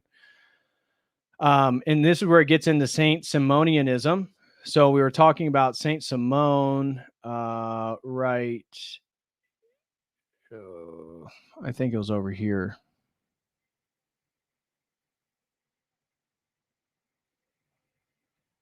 I don't know. There it is. So this is Saint Simon again, another French socialist. But the young Germans like Gall and Gans in Paris of the early 30s proceeded in a way that prepared for Karl Marx the education of Hegelianism. From Gans, Marx was a high school teacher in Trier and either he or Marx's future father-in-law may have exposed Marx to the ideas of Saint Simonian. But anyways, it talks about the adoption of Hegelian philosophy for the revolutionary. Of course, Marx himself was a Hegelian, a materialistic Hegelian. See, this gets into the Saint Simonians. I'd highly recommend reading this book, guys, if you haven't read it. It's a bit of a difficult read. I mean, unless you really like this stuff. So anyways, right here is interesting. Nor did the United States, which had started in 1776, the chain of modern political revolutions, despite the revolutionary language of the Declaration of Independence and the continuing rhetoric of American politics, the parties using the revolutionary names Democratic and Republican, the United States contributed little of its own modern revolutionary tradition. Like England, America absorbed and defeated its underpopulated expanses, accommodated the utopian experiments of Owen, Fourier, and Cabet, and later the desperate doings of Irish Republicans and East European anarchists. But American provided Europe with no important revolutionary leadership, ideology, or organization. The feedback from the New World to the Old World was probably greater from South America than North America in the 19th century. The United States appeared from the international revolutionary movement mainly as the site for the final journalistic flurries of the Communist League and the final organizational collapse of the First International. Even this latter event in Philadelphia in 1876 went largely unnoticed amidst the centennial celebrations of the original American Revolution. But why did Switzerland, located in the heart of Europe and closely in touch with the revolutionary movements throughout this continent, fail to bring forth a revolutionary tradition, its more recent revolution? Switzerland had given Europe the idea of William Tell, the ideas of Rousseau. It provided shelter for active revolutionaries from Buonarroti in Geneva through Bakunin to Vevey to Lenin in Zurich. It attracted such a large proportion of Slavic revolutionary leaders that the anti-revolutionary Dostoevsky characterized the entire concept of revolution as the Geneva idea. The fact of a successful past revolution in a measure of popular representation does not altogether explain why Switzerland, England, and America proved so immune to the formation of indigenous new revolutionary organizations or ideologies. In fact, for a successful past revolution and a measure of popular representation does not altogether explain why Switzerland, England, and America proved so immune to the formation of indigenous new revolutionary organizations or ideologies. The central example of France proves that a relatively successful revolution and a measure of suffrage was not necessarily an antidote to the development of a professional revolutionary tradition. France, the site of victorious bourgeois revolutions in both 1789 and 1830, became the principal breeding grounds for fresh revolutionary ideas and organizations. What then is the crucial difference between England, America, and Switzerland, where revolutionary traditions did not develop, and France, Italy, and Poland, as well as other Slavic, Germanic, Latin lands where they did? The key difference appears to lie in the two common features of the way in which the change in opposition developed in England, America, and Switzerland. There were nations that, first of all, had previously experienced and legitimized ideological opposition to medieval Catholicism. We mentioned that. They were, in short, nations in which Protestantism was, if not the dominant creed as in America, at least a venerable co-equal one as in Switzerland. Secondly, each of these nations in different ways had found ways of institutionalized political opposition through an effective system of parties, whether under a monarch or a central parliamentary government in England or under a federal republic, which the separation was in America and Switzerland. These nations all gave political scope to serious institutionalized opposition. That opposition, moreover, assumed the disciplined form of a limited number of political parties, usually two major ones. This is not to say that Protestant rule was not itself intolerant, indeed bloody, as defeated Irish and Swiss Catholics could attest, nor was the toleration of political opposition achieved without violence and civil strife at one time or another. In all the countries, the institutionalization of ideological and political opposition was in some sense interrelated with the expressive of a particular type of dynamic and exploitive economic development taking place in all three countries. Only those still clinging to the scientific simplicities of 19th century thought would say categorically that capitalism was the cause and constitutionalism the effect. Karl Marx and Max Weber suggested exactly opposite conclusions about whether Protestantism caused or was caused by capitalism. The similar standoff could be extracted from the literature about the relationship between the rise of industrial bourgeois and liberal democracy, but also the interrelationship in which cause and effect, and again, difficult to disentangle between the presence of Protestant and parliamentary traditions and the absence of revolutionary traditions in the 19th century. Thomas Macaulay, the great troubadour of Protestant parliamentary England, spoke of himself as a man who disliked revolutions and for the same reason disliked counter-revolutions. The passage was cited. Basically this section, I'm just going to summarize it. This section describes how Protestantism was basically a bulwark for some of these revolutionary yearnings, as opposed to Catholic Europe, and that's why we see it in Poland. And that, let's get back to the November Rising. So this is the revolution in Poland. Again, that was Masonic. Masonry actually helped aid some of this. And so taken by surprise with a rapidly unfolding events in the night of 29th of November in 1830, local Polish government assembled immediately to take control and decide on a course of action. Unpopular ministers were removed, and men like Prince Adam Jerzy, and historian, loyalist-led Prince Kazaretsky initially tried to negotiate the Grand Duke Constantine to settle matters peacefully. Believing Tsar Nicholas was unaware of his brother's action, the uprising could be ended if the Russian authorities accepted the constitution. Cholpisky's first move was to send Prince, again, to St. Petersburg to negotiate and reframed the strengthening of Polish army and refused to initiate armed hostilities by expelling Russian forces from Lithuania. However, the radicals in Warsaw presented the war and complete liberation of Poland. Oh, screen share is off. How'd that happen? Has it been off this whole time? Oh my gosh. You mean I was reading that whole time and the screen was off? You guys got to be kidding me. Oh my gosh. Oh my gosh. Oh, geez. Okay. Well, this is the Russo-Polish War. And so this is where, again, Masonry aided the Polish because it was acting in response to the Catholic papacy. And so that's why we see these groups emerge, and the French Masonic lodges are of incredible importance regarding this topic. Oh my gosh, I can't believe that was off. Oh, geez. Of course. Let's see if there's... so we're talking about the French-Polish or the Russian-Polish war. And so it was anti the power of the Russian Empire.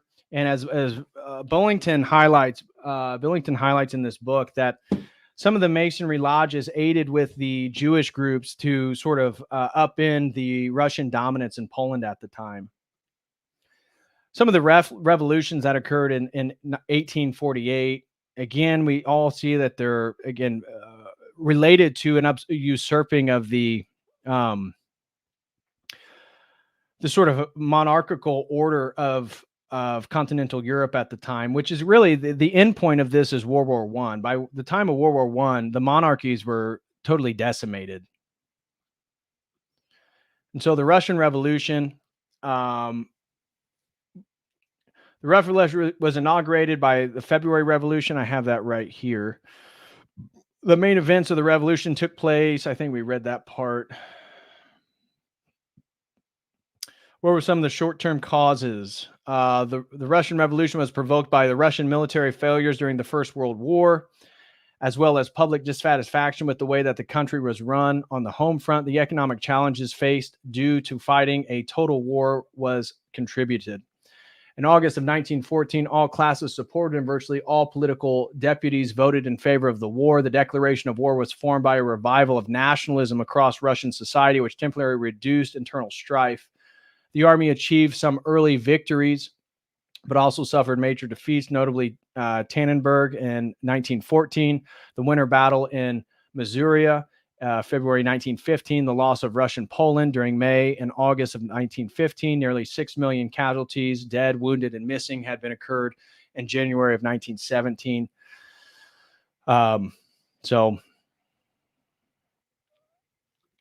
This was the failed German Revolution, which again, Masonry and these ideas were behind. The revolutionaries inspired by communist and socialist ideas, not to hand over the Soviet-style councils as the Bolsheviks had done in Russia, because the leadership of the Social Democratic Party of Germany opposed their creation. The SPD opted instead for a nationalist assembly that would form the basis of a parliamentary system.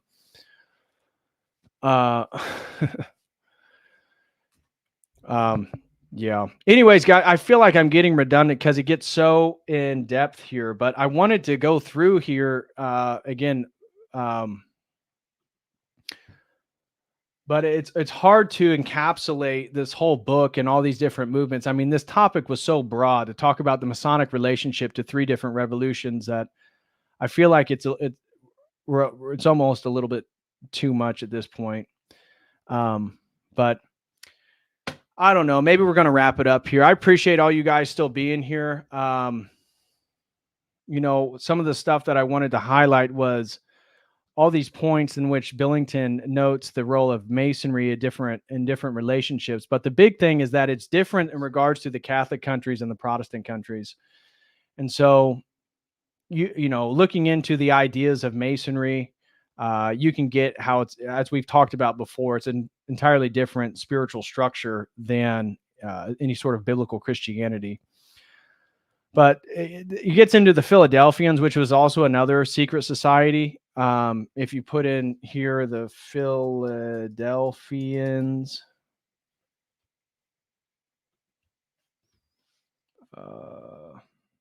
Philadelphian Society. In the 17th century, English dissenter group were organized. The Anglican priest, again, was attracted to the ideas of Jakob Burma. Again, a Lutheran theosophist. Yeah, he's a Christian mystic. And Jakob Burma is a big player in, you know, Rosicrucianism and all that type of stuff during that 16th century period. So, anywho, yeah, I think we're going to conclude it here. So I appreciate you guys. You know, there's a few things in the revolutionary spirit, but I want to be careful. You know, with E. Michael Jones, as I said, we were talking about a little bit of stuff, but smash that like, guys. I appreciate all you guys being here, and I will be back potentially tomorrow and also Thursday. So anyways, a major thank you to Orthodox Centurion. This was a massive, massive topic, and I don't feel like I did justice to it. But anyways, I have a PDF version if you need. What did you say, Mela? I can send Jesse.